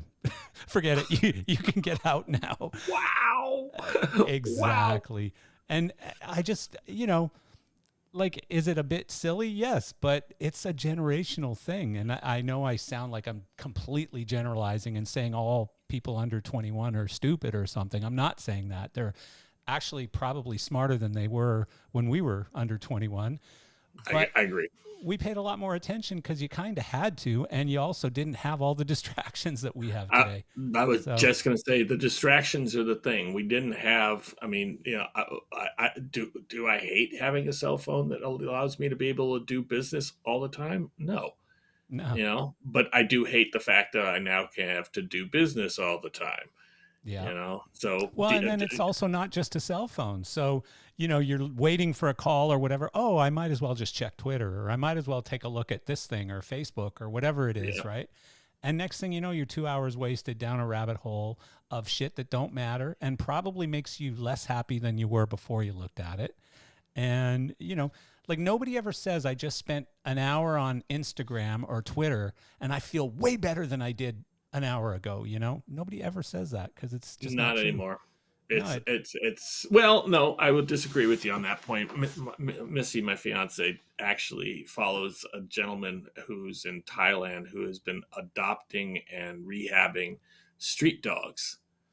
And I can oh, tell that's you cool. right now, it is really cool because it is her serotonin fix. She That's absolutely cool. feels so much better after she sees that because he's doing such a brilliant job with what's going on. And then he's rehabilitated thousands of dogs at this point, Right. you know, There are a lot which of great people on Facebook and Instagram and Twitter. So, you yes, just I'm got to find them. generalizing. But what I'm Yeah. saying is if you spend an hour on Twitter or Instagram, there's a good chance you're going to come off feeling worse about yourself, worse about your future, worse about your situation, whatever it is, because you're going to either compare yourself to those people on Right. Instagram who are making more money, have a nicer car, have a better hairdo, whatever it is. I don't know, whatever's important to you, but they've got a better one than you do, right? Sure. And so suddenly you're feeling worse, and that Even though sucks. it might not actually be true because we don't we you only put the things out there that you want people to know, whether it be Yeah, great things that may be a little less great than they actually are, but you yeah, bump them up a little bit, or bad things that aren't really so bad, but you've sold it in such a way that you want everybody to be, oh, boo hoo for you. yeah. So we started on your beginning, but what was your first like real gig? um You remember? I do. I remember I worked with this band called the Back Doors, Okay. and they were Doors tribute act, and they were a true Doors tribute act. Tim Pace from the old Liquid Light Show days actually showed me how to do a proper Liquid Light Show with the overhead Oh, projector and the oils. The Ray Manzarek and Robbie Krieger basically came along and said, "You guys are the real deal." Our guys were really super accurately performing a Doors show, and I lit it in such a manner because they had guys out there who this is before moving lights, but they said guys who were like, "I need 80 par cans and I need da da da," and I'm like, "Dude, give me 2 trees, a six, and a couple of lights on the floor, and let me bring the Doors to life here." yeah. And we did. I remember the first year we did 300 days on the road in a year, and that Jesus. was wait, which was three guys in a Ryder truck, Oh, no brutal, buses. The band brutal. was in a van, the crew was in the truck. Everything we had was in the truck. So Yeah. all the staging, all the lighting, all the sound, all the backline, everything we had Wow. was in a 24-foot rider. And for 300 days of 1982, I think it was, we just toured around the Americas. Well, And by the that, way, so I did that same thing, but I was in the band and we didn't have a van. So we had a converted school bus that had all of our gear, all of our backline, all of our sound, all of our lights in it. And I mean, a lot of times I slept on top of a speaker cabinet in the back of the bus because there wasn't any such thing as bunks or anything, right? And and you if you could wanted totally to stretch out, right? if you wanted to sleep while they were driving, you either Right. slept sitting up in a bus seat Yep. or you went and slept on a speaker box in the back. So, Yeah. yeah. So anyways, that's so what was were you just everything like roadie? Roadie, but I my focus was on lights. I had an interest in, again, back to the whole thing about with Howard was I am to this day a huge Rush fan. Yeah, me too.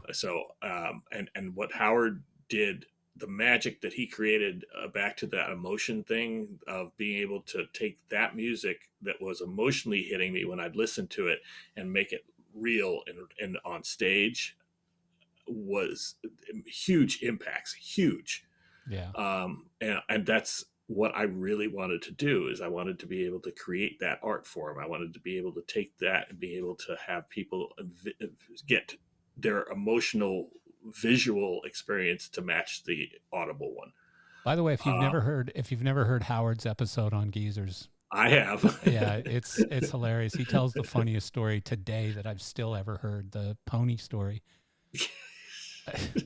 I mean, it's so ridiculous. It's the funniest story ever. I was in stitches. Uh, Howard is a character. You know, he's one of the finer people I know in this industry I too. love that guy. Yeah. And I owe him so much Yeah. from like I said. I mean, he made me It realize I sounds could like it. do this. Yeah, and I mean Um, it sounds like he was one of your mentors. from afar, though. I mean, Yeah. you know, I mean, the first time was I think it was 2003, maybe 2004, before I actually had any more contact with him again. Oh, You know, wow. and at that point it was like I had 20 years under my belt of trying to be good at this. And now, the conversations that we have are,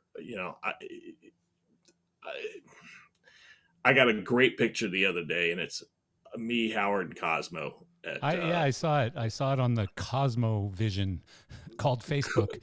yes. Cosmo I took over Facebook for a few days for sure. I love that though, because he saw everybody. I didn't even know some of those people were at the show, and he Yeah. saw everybody. Yeah.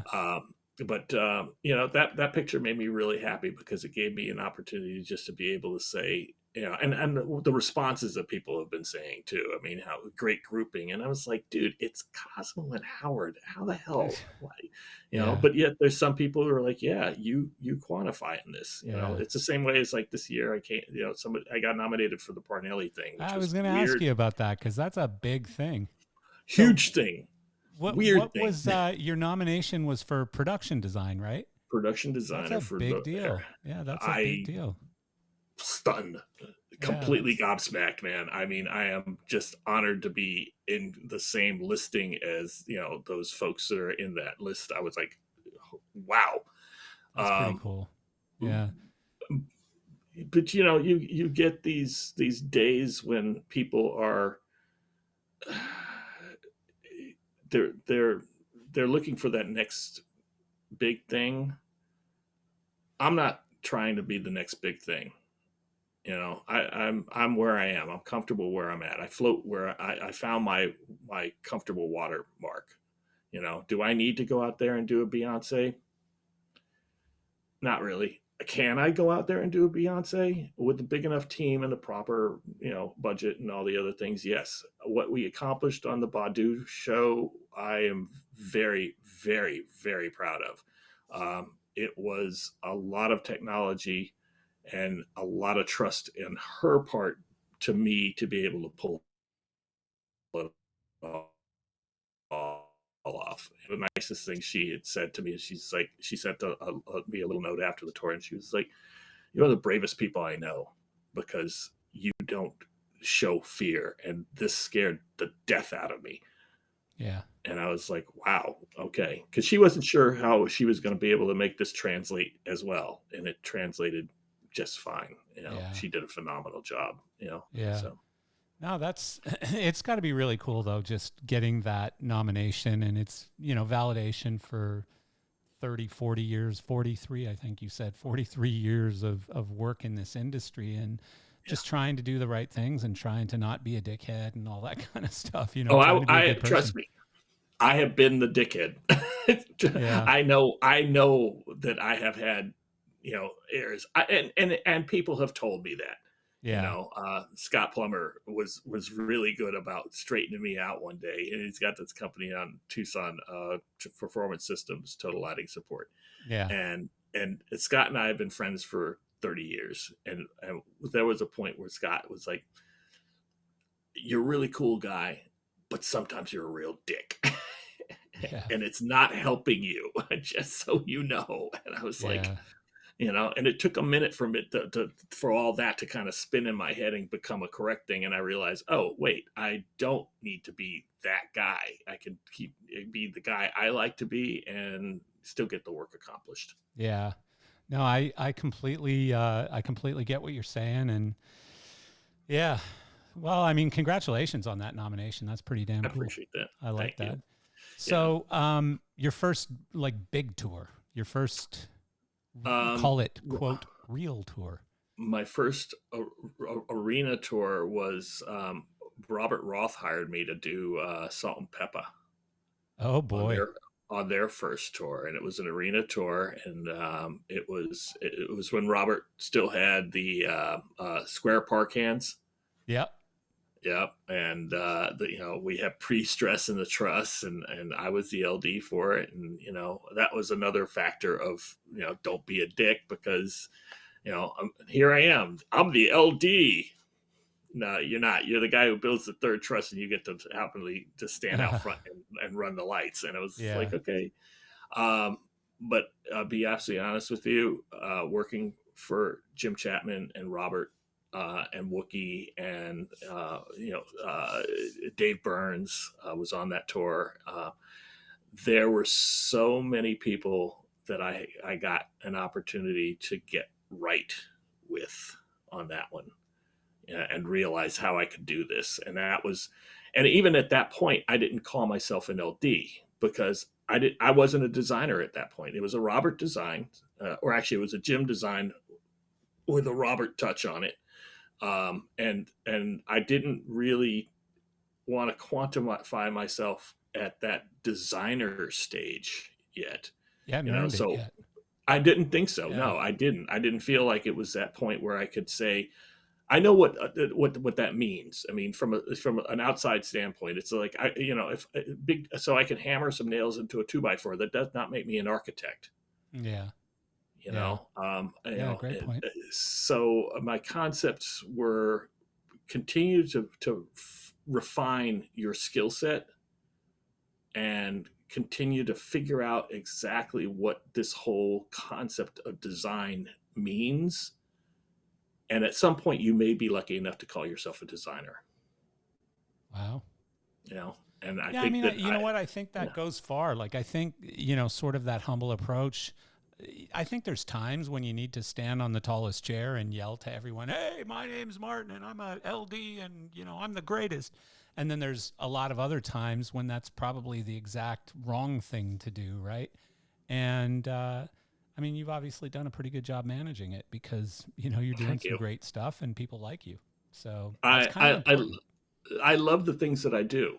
I Yeah. truly, absolutely adore being able to stand out of the console and call House to Black, and have that big cheer go up, and then give people all of the right stuff. It never They really goes came. away, does it? No, and if it Yeah. does go away, you need to go away with it. Yeah. I'm not a big fanatic of the idea that this is about me. It's absolutely not about me. Yeah. None of this is about me. My name is not on the marquee, and people are not paying ticket prices to come see what I do. Yeah. But what they are coming to see is what I do, but they don't know it. Yeah. If you have people walk away at the end of the night and go, it, I don't, it touched my soul, like the Adele shows. The Adele shows were beautiful. Yeah.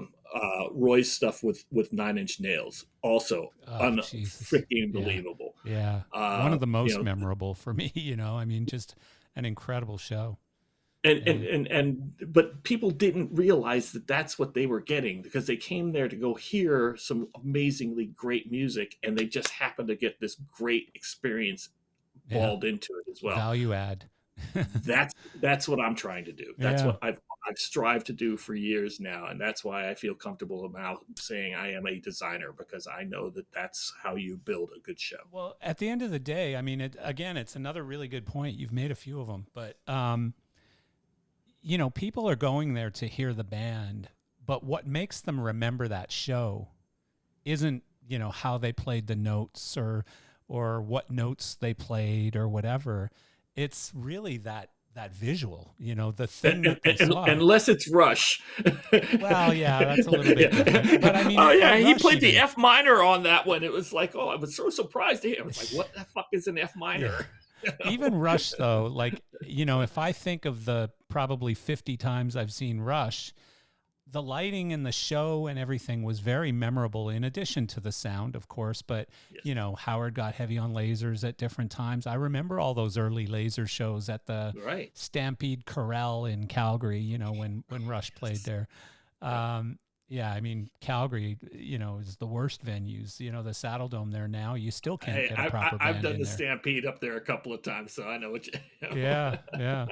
So, you know, but I mean, yeah, it's like that show that you're talking about, and the passion and the soul that you're putting into it is what makes people remember it 20 years later. You know, like for me, Roger Waters, when he did the full wall deal, like Yeah. whoever designed that just completely blew my mind. And I didn't Yeah. even really want to go to that show. My wife at the time worked for their record company, for Rogers Record Company, and so I had to go with her. And I was like, okay, you know, I was never really a big Pink Floyd guy. You know, I was more Led Zeppelin. Okay. And so went to it. And I mean, to this day, I remember every part of that show. And it's not, again, it's not because of the notes they played, because it pretty much sounded like the album, but it's the show. It's the, you know, the airplane flying over your head, and the fact that there was a quad sound system, that things were going on in sound surround at a concert, Mhm. and you're going, what is this? You know, this is How is it insane. coming from here now? Yeah. It's like, yeah. Well, yeah, I kind of Yeah. knew how, but but yeah, no, it was just But for the insane. the layman has no idea, and that's who I'm trying to influence the Yeah. most Well, and without them knowing it. how about shows, that one in particular, where you wish your seats were further back, you know? Oh, And I make attempts to be says somewhere in the front of house zone for whenever I buy a punter seat. yeah, You know, yeah, I yeah. mean, we were like third row center or something, right? Because she was with the record company and she had a bunch of Oh, clients there or whatever. And I was just sitting there going, God, I wish I was back there at front of house, or even further back, you know? And, but yeah, it's so cool. So, it is. you I think know, that's why we like still doing this because we yeah, can say that exactly. It's that was so cool. you mentioned a couple times you're doing Erica Badu and Alan Parsons and hang on, I wrote it down. JJ Gray. Hmm. Um, what if all three of them tour in February? I have been doing a phenomenal job of cultivating new kids, That's good. and and it's the biggest reason why is because I've done this a long time. Um, there's going to come a point when I'm thinking it's going to be time to say no more buses, no more planes, and I don't want to leave people in a lurch. I don't want somebody to sit there and go, I don't have a replacement, and I need to have those people. But the only way that you have good replacements is when you cultivate them yourself. Yeah. So you know, Dad, when he retired from the army, took back over the family farm. You know, we're three generations, four generations deep in a farm in South Carolina, a few hundred acres. You know, we do timber, we do crops. Uh, we mostly lease the land out, and one of the things about that is you have to cultivate your crops. You have to rotate them. You have to know exactly what it's time to for certain things to go in the ground and what times certain things need to come out. I'm doing the same thing with people. I'm starting to find new kids. I was a speaker at USITT this year, and afterwards, I met a lot of really great young men and women who are talented, but are really they're not in the industry yet. And I've been secretly following them on their socials to kind of see what direction they're going on. You know, You know certain what, Martin? people. You know a funny thing though is, like, I had this conversation with Sooner. Sooner is trying to get out there and educate more, Uh, and she said one of the biggest challenges is people think we're gypsies. yeah. People don't realize that this is actually a lucrative. You can make real money, Mm-hmm. and B, you can see the world on somebody else's dime. It's a pretty great lifestyle for the first 10 or 15 years you do it. You know, it might get old after that, where you're like, yeah, I don't really feel like sharing a bus with eight other people, you know? Here's what I don't feel like doing anymore: accounting. tax work, That all too, the yeah. paperwork that you have to do as a owner of a company that you need to do before you hand it off to the accountant or before you hand it off to the, yeah. I mean, these kind of things that all come with businesses. Yeah. I'm a CEO of this one, I'm a CFO of another company, and I'm like, holy crap, this is a lot of stuff to now learn how to do on the Yeah. fly. But I've also got 15, 20 years behind it now. So I'm actually Yeah. not bad at that. Yeah. But yeah, it's the idea of finding folks and getting them out into the industry where, like I said, my first one was, and thanks to Robert and Jim for being able to stick me on something that really was, I was seriously swimming in the deep end on that one, and I learned a lot. And I had an opportunity to do that to the kid who was running my show for Erica on this tour, where his whole experience had been clubs in LA, and all of a sudden now he's off on a major arena tour. Wow. Hmm. Same boat, and I know that there are a few other people in my Rolodex that I can now start to look at for the next few years to try to groom them to where when I do hang it up, there'll be people out there to be able to step to that. So I am Yeah. very open right now to sharing design ideas and concepts and the study of this industry, because there's no good reason for me to hold it back anymore. There's no reason to, you try to be proprietary on this business when you're early in it, because there's certain things that get you hired. Now I get hired because people know who I am and they Yeah. know what I do. And so if I can share that with a limited few amount of kids who are coming up in the industry, to be able to help them be able to become somebody in this industry, to be able to give them a career, to be able to allow them to go and see the world on somebody else's dime, Well, this is again, me yeah, giving it back. we talked about it earlier, and longevity is meaningful in that, you've managed to do this for a long time at a high level, and you haven't pissed off a lot of people, and you haven't lost a lot of clients, and so you have a real story to tell to these people. It's how to get into an industry, have a lot of fun, make some money, and survive it for 43 years. That's a pretty big deal. It, It it, really is. it, it is. My oldest son has taken an interest, and I was like, "What took you so freaking long?" It's just like Yeah. you're 26 years, 27 years old now, dude. What took you so long? Wow. So has he But started yet? he actually has. He's working as a, I said, you need to start where you need to start. So he's working for one of the local labor companies in Arizona, and they just did the Billy Joel load in last night for the Steel Crew. He's gotten himself a couple of the offline editor programs, which I told him, I want you to get it, see what you learn about it, and then once you tell me where you're at, I'll give you a show file and you can look at what it looks like, and So and you know he how to wants to bring get it in. into lighting specifically, or I think that he he doesn't know has an yet? interest. He has an interest, but you know what? If he doesn't, I'm not gonna. Again, I'm not shoveling him into this position. If he Yeah. wants to do it, I'm absolutely willing to help him. It's like Ananias McIntosh and his son, Mac.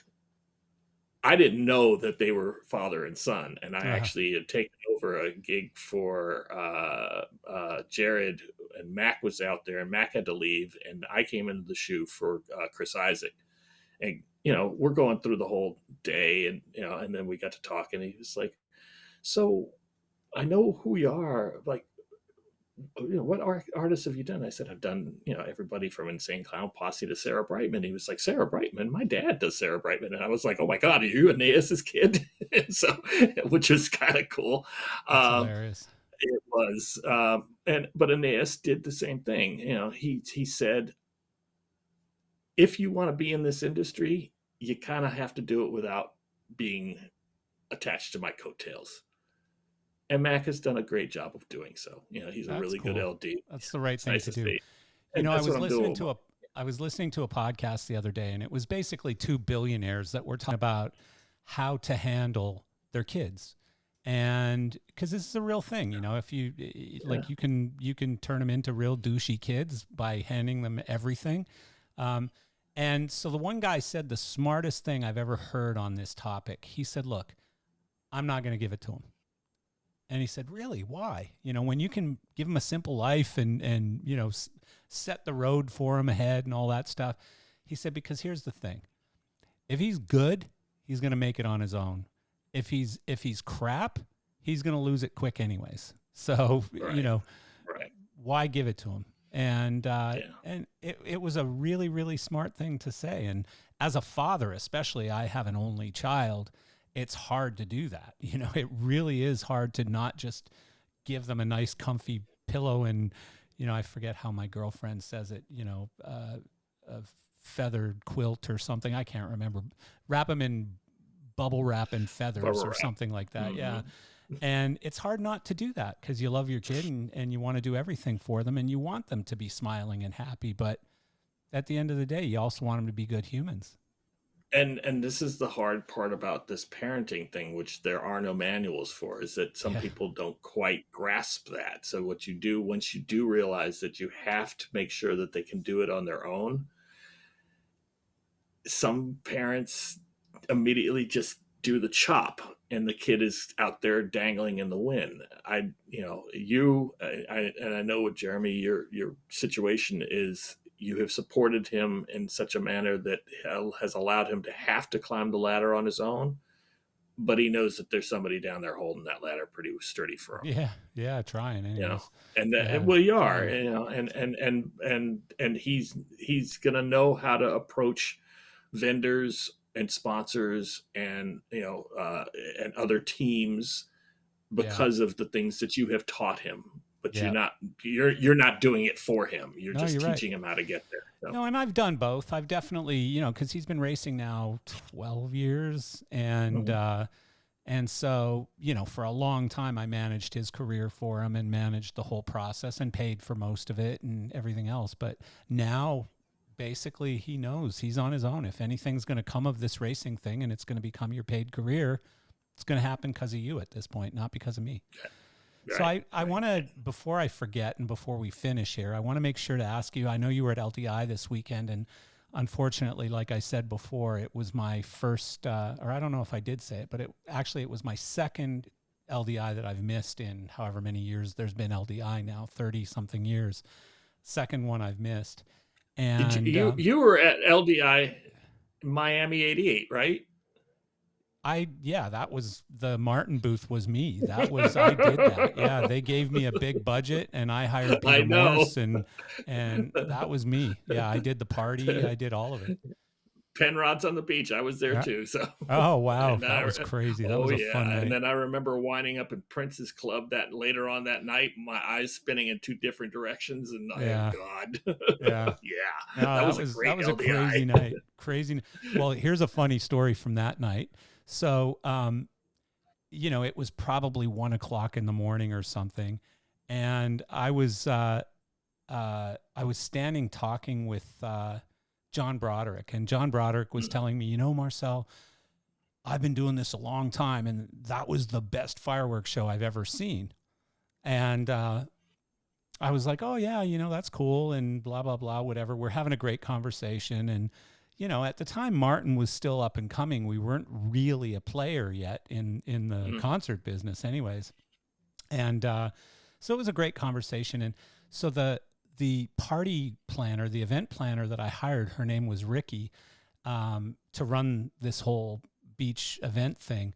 So I had a tab going from like whatever 7 o'clock at night or whatever time the party started, and it's now 1 in the morning.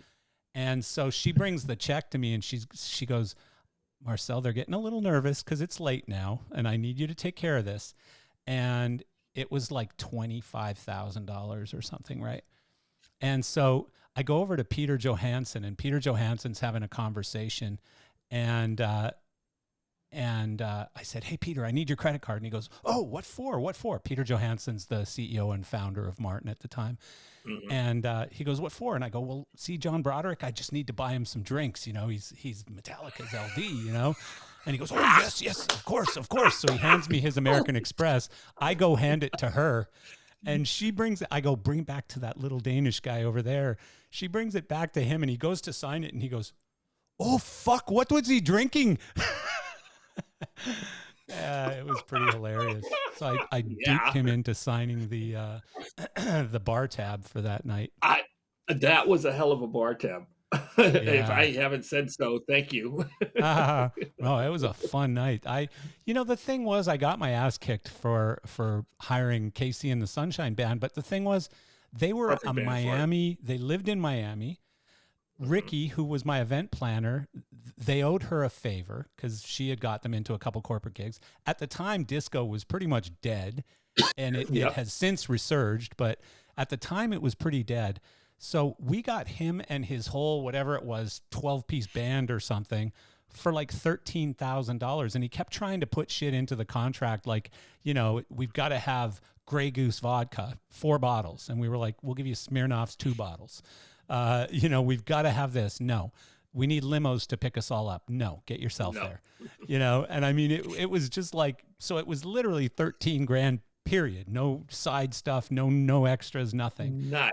And people gave me so much shit, but all those people were like, do a little dance, make a little love. They were all having a blast in front of the stage, and They it were. uh, They were. it ended up being And pretty fun.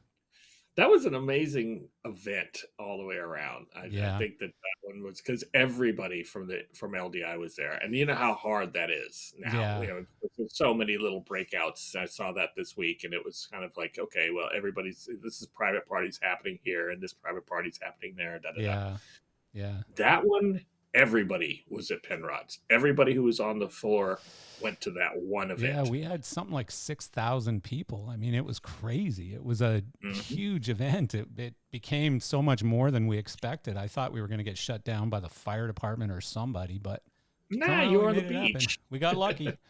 But Yeah. I wanted to ask you, so, I'm really kind of pissed off at myself that I didn't go because, of course, I saw not only Cosmo's pictures, but everybody else's. It looked to me like this year didn't have more people, but it had a higher caliber of people. Like every designer, everybody that you'd want to say hello to was there. It seemed like, I would the agree. royalty, Yeah, and I think the only person that was truly missing again was Brian because he's on TSO yeah, and he can never ever make these LDIs because of the fact that he's got to be on the show. And it's sad because it's in his hometown, so it really is yeah. kind of one of those things. But yeah, you're Nook, absolutely right. I Nook mean, was missing. you could walk down any aisle and make a turn and you'd run into somebody, a Yeah, known somebody in this industry. yeah, Absolutely. yeah. Yep. So give me like I don't know your top 3 pieces of gear that you saw at the show. I saw that. Boy, I saw one that I signed an NDA for, and I can't talk about it yet. But I know it's a Oh well, that's badass. really exciting for a podcast. Thanks. Well, sorry, yeah, but but trust me on this one. You will know it, and you will, and everybody will be like, "Damn." Um, a small company called Acme They're not that had a small. well. I know they're not, but So they but make you know they what? make uh they make the Verilight fixtures. They make some of the I think they make the Martin Mac Ultra. Oh, Um, I didn't know yeah, their Acme background. Acme's pretty big, but they most of the product is built for other manufacturers.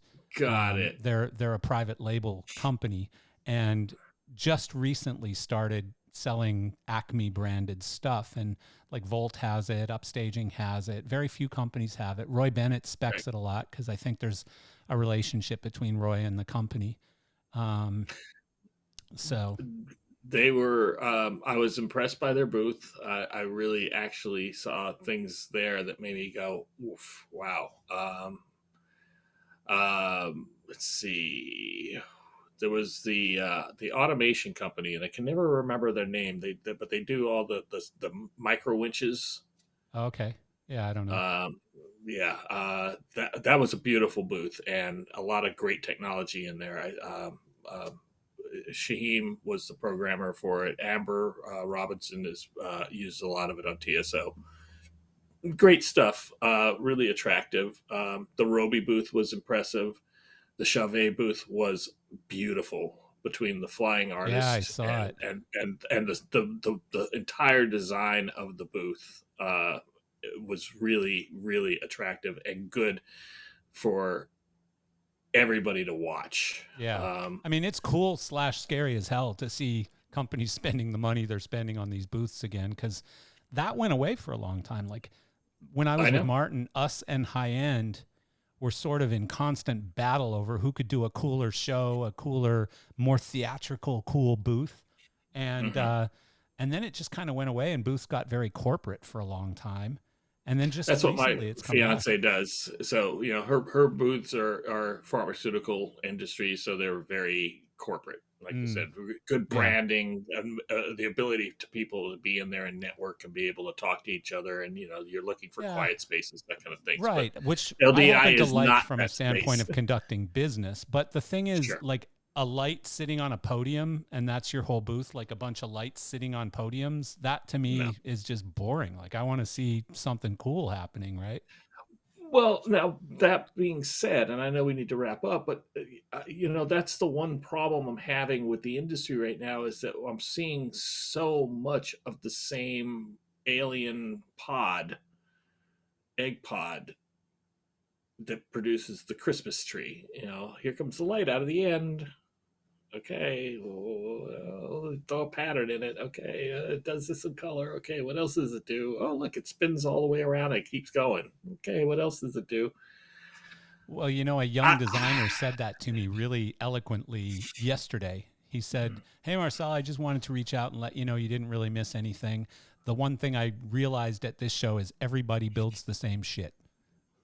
Pretty And close. and it's Yeah, I mean kind of because you're looking for the most efficient way to be able to produce entertaining photons. mhm. And if that means that you've come up with a better light source, a cleaner light source, a more cost efficient light source, um, more power to you, which seems to be the direction that they're all heading. What I'm looking for from a designer standpoint is the ability to be able to be a lot different than what everybody else is doing. And that's harder to do when 90% of the gear out there all does exactly the same thing. So Yeah. I've got some concepts for the next year. I've got some things that I've talked to clients about that we're going to approach, and I've got some companies that I'd like to bring into the fold once I can actually nail down the engineering on this. Hmm.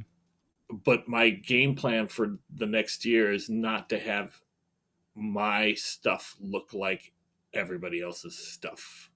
It's true. And I that's, mean, it yeah. has been going there. Like you look at half the country shows, half the rock and roll shows, everything pretty much kind of is fairly homogenized. Like it all just kind of Big. looks like the same huge LED screen at the back.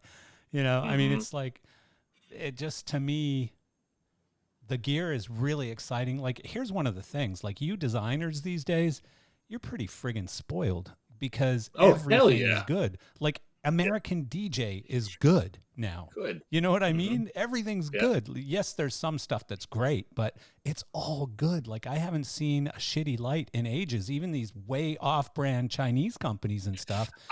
I will fight you on that one. I have seen some shitty Oh, lights really? lately, and I've had them on tours where it's been like, okay, put them all back on the truck and ship them all back to the shop. I'll pay for Oh, the wow. freight, but these gotta go because they're We'll terrible. have to do So another podcast to talk about those. yeah. I want to know. I want to know what they are. Yeah. No, but seriously, like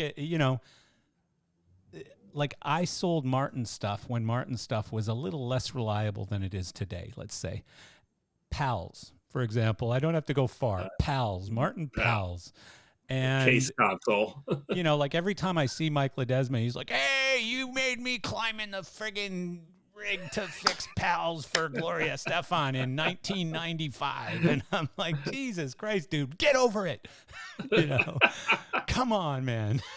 It was friggin' 30 years ago or whatever, and Let it so go. yeah, but yeah, I mean, so our lights weren't that reliable back then. Like now, this stuff, It's all good. It's all pretty bright. It's all got great features. Like zoom, it was unheard of back then. Now everything, cheap little Chinese lights have zoom in them. And Yeah.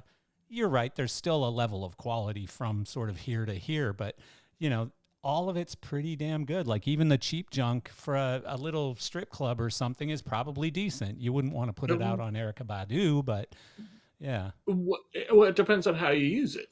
You know, that's true too. Yeah, there that's is a true too. value in taking some cheap shit and make it actually become something super cool. Not make your show rely on it, Yeah. but you can do something pretty neat with it. You know what? One of the podcasts I did with Robert Roth, I asked him, you know, what's not invented that you'd like to see invented? And first he, you know, I think he brought up one of the usuals, which is like either bending light or something crazy like that. But he said everybody's making things that are a gazillion lumens. How about like another medium size or small light that, you know, does a lot of stuff? And I heard an interesting thing from, I think it was Ayrton who was pitching like lumens per pound or lumens per ounce or something. So they're actually starting to get fixtures smaller and less weight now, Yeah. yet still producing the same amount of brightness. And that's That's what I probably saw in just, the Acme. Yeah, Acme yeah, had the smaller fixtures that still had a really good amount of brightness yeah, involved yeah. with it. So Well, Martin has that thing that they just launched at the show called Martin One or Mac I One, know Mac and one. Yeah, that thing looks really cool to me. You know, it's like less than $2,000, I think, and uh, it's pretty nice and it's tiny. You know, I think stuff like and that this has a is might purpose. be the direction because we're looking at also the capabilities of being able to take these fixtures and make things out of them. And Yeah, weight is obviously an issue. You have X amount of pounds that you can hang in X amount of points, and this comes back to the production manager side of me.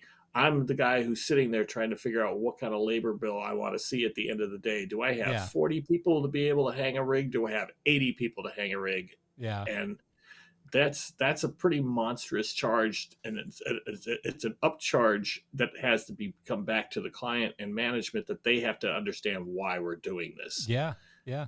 Well, I mean, So think about how long ago it was when, you know, tours were all lamps. Like there were no LEDs.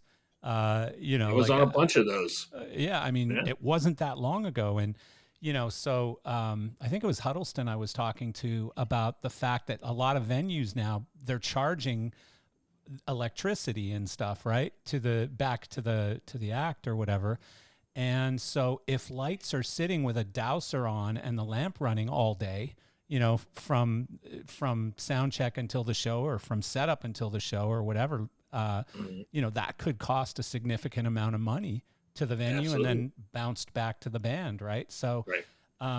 so LEDs made a whole lot of sense at that point, right? And now I think we've milked the efficiency out of the LEDs, lumens per watt, has gotten to a point where you're not going to get much more than what we've got today. Like, you know, 1,000 watt LED is going to put out a certain number of lumens, and that's about it, right? You're not going to get much beyond that.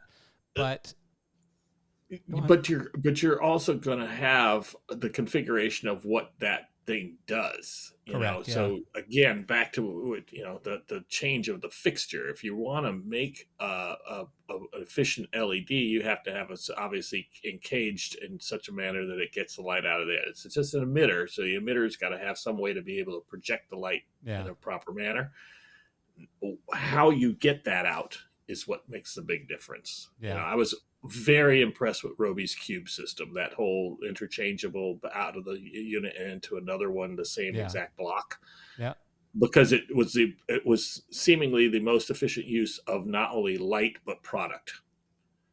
Yeah. It was like being able back in the day, taking a par can and being able to put an ACL in it or a ray light in it.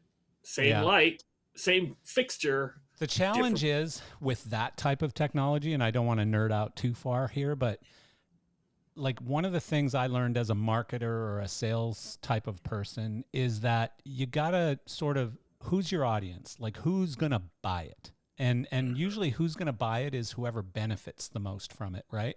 That's who's going to pay for it. And so that Roby system, right when they came out with it, I think it's called T1 or TI or something like that. Yeah. But right when they came out with it, I went, this is freaking brilliant, you know, because the lamp is basically interchangeable between fixtures.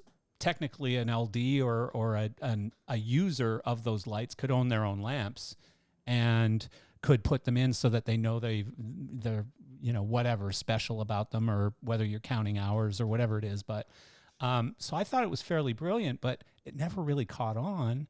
And the reason is, who benefits? Like, who are you selling that product to? Is it the rental company who's going to benefit from it? Is it the ACT? Is it the LD? You know, who's going to say, hey, this is a good idea and worth paying an extra 30% for, or whatever?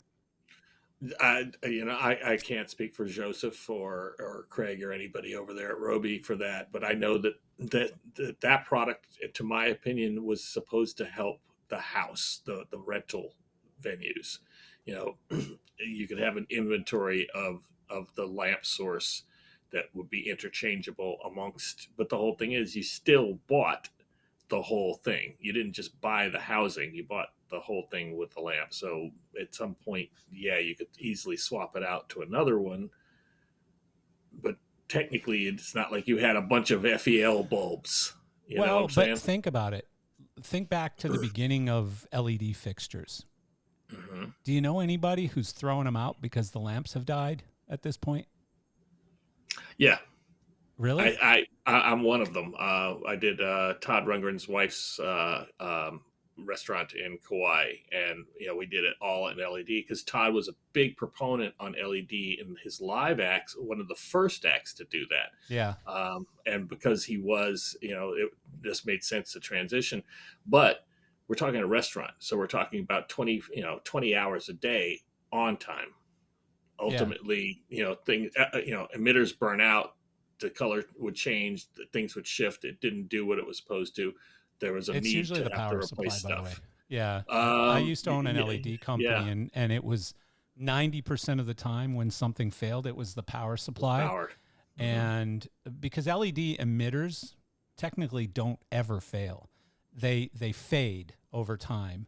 Right. And so, like, I don't know if you know, but you probably do, but when they give a rating on an LED lamp and they say it's rated for 50,000 hours, that is usually something called L70, which means that at 70%, or at that lifetime, at 50,000 hours, it needs to maintain at least 70% of its original light output.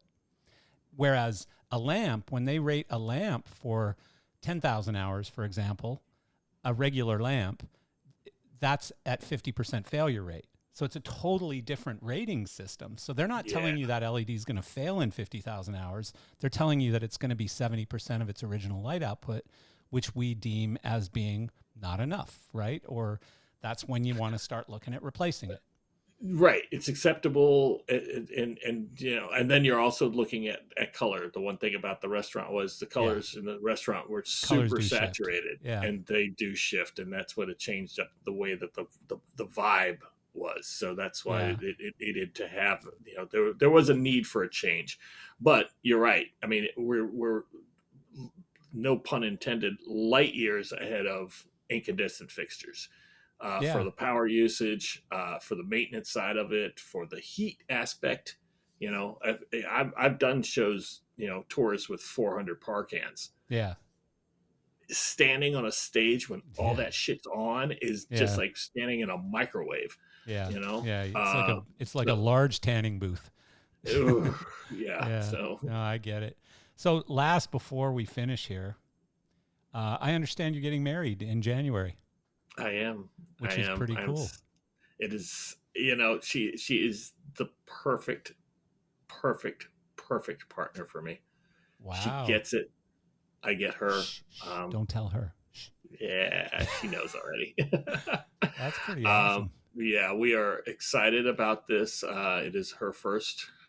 She's never been married before. Um, Wow. and yeah, she's a And full she on chose unicorn. you.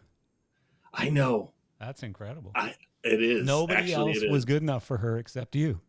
I That would says like something. to believe that, yeah. But I mean, and she is my best friend. She Yeah. truly Wow. is. That's I'm exciting. very, very just. I'm happy. So My because kids it's her first, say that. it's going to be a real wedding then, right? Oh hell yeah!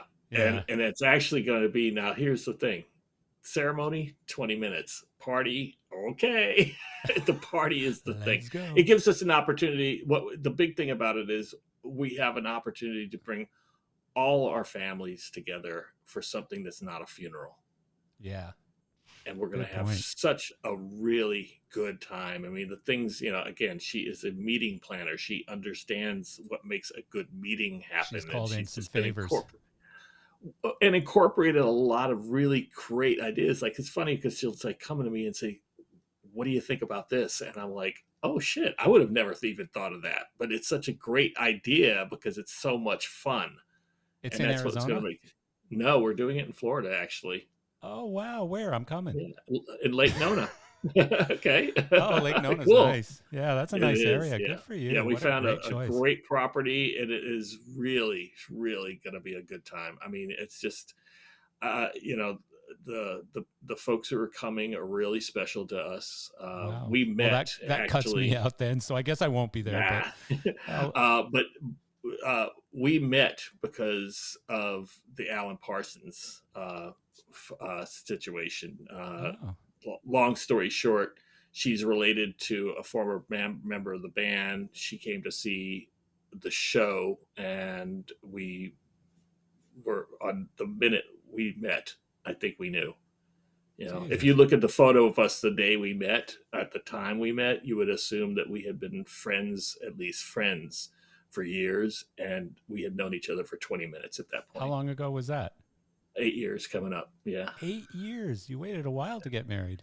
I think we did the right thing. Yeah. We've been living together for a minute, and I think that Good for you, man. personally we are our happiness. This is a common thread. I like to be happy with my work. I like to be happy with my family. I like to be happy in my environment. Happiness is really critical. It makes for a lovely life, and that is something that you cannot express enough to people to learn. Be happy. Yeah. Really Well, be happy. it's a tremendous story. I love it. I think it's great. And congratulations and best of Thank you. luck to you. I hope the wedding's incredible. Are you going somewhere after? Not yet. We're off to getting. She's got meetings right after. I've got shows that kick in. I've got a production that I have to get out. JJ Store starts in beginning of March, so we're literally going to be like going straight into it. There will come a time when we know that it's going to be like a good 3 week, 1 month period of time when neither of us have like a zillion things on our heads, and that's when we'll just go. We're old enough to understand that we can do this at any time. Yeah, but it's good to do it because you know It what? will It's your happen. private celebration of that unity. Like, I mean, Yeah. there's the public celebration with all your friends and family and stuff, but I don't know. To me, I know so many people who said, "Ah, that's stupid. A honeymoon's stupid. We don't need to," especially if it's a second wedding or whatever. But I don't know. I think it's a sentence without a period. It's like it's just missing the big. We're just going to have a very long paragraph before we get to it. Ah, that's good. So, Well, good for yeah. you, and congrats, and Thank you. hope the best for you. Appreciate you taking the time to do this. It's been fun. I do. It's funny because you said I did a podcast. It was supposed to be an hour and a half, and then next thing you know, it's 3 hours. I feel like we got an hour left in us, and it's 2 hours and 10 minutes or something right now. So Same here. I've yeah, totally enjoyed speaking with you, and I've likewise. loved. Again, we've known each other for such a long time in From a such, distance. yeah, like this kind of manner. Well, I'm happy Uh, to know you now, and I'm certainly going to come out and yes, see JJ Gray. And I'm going yeah, to please. actually look it up right away today, and I'm going to go listen to it. And he's got hopefully a new fan. So I would hope. And here's the thing: come to see a show. And I can never say that enough about any of the artists that I work with, or most of the artists that are out there. You want to get a full experience about how a band really is, go see a show live. Well, I'll look up his tour dates and I'll pick something in Florida and I'll shoot you a Let message me and let know. you know I'm coming. Awesome. All right, Martin. Thank you so much, man. Hey, Marcel, it was a pleasure, man. I totally dug today. Thank you so Likewise. much. All right, buddy. See All ya. right. Cheers. Bye. Peace.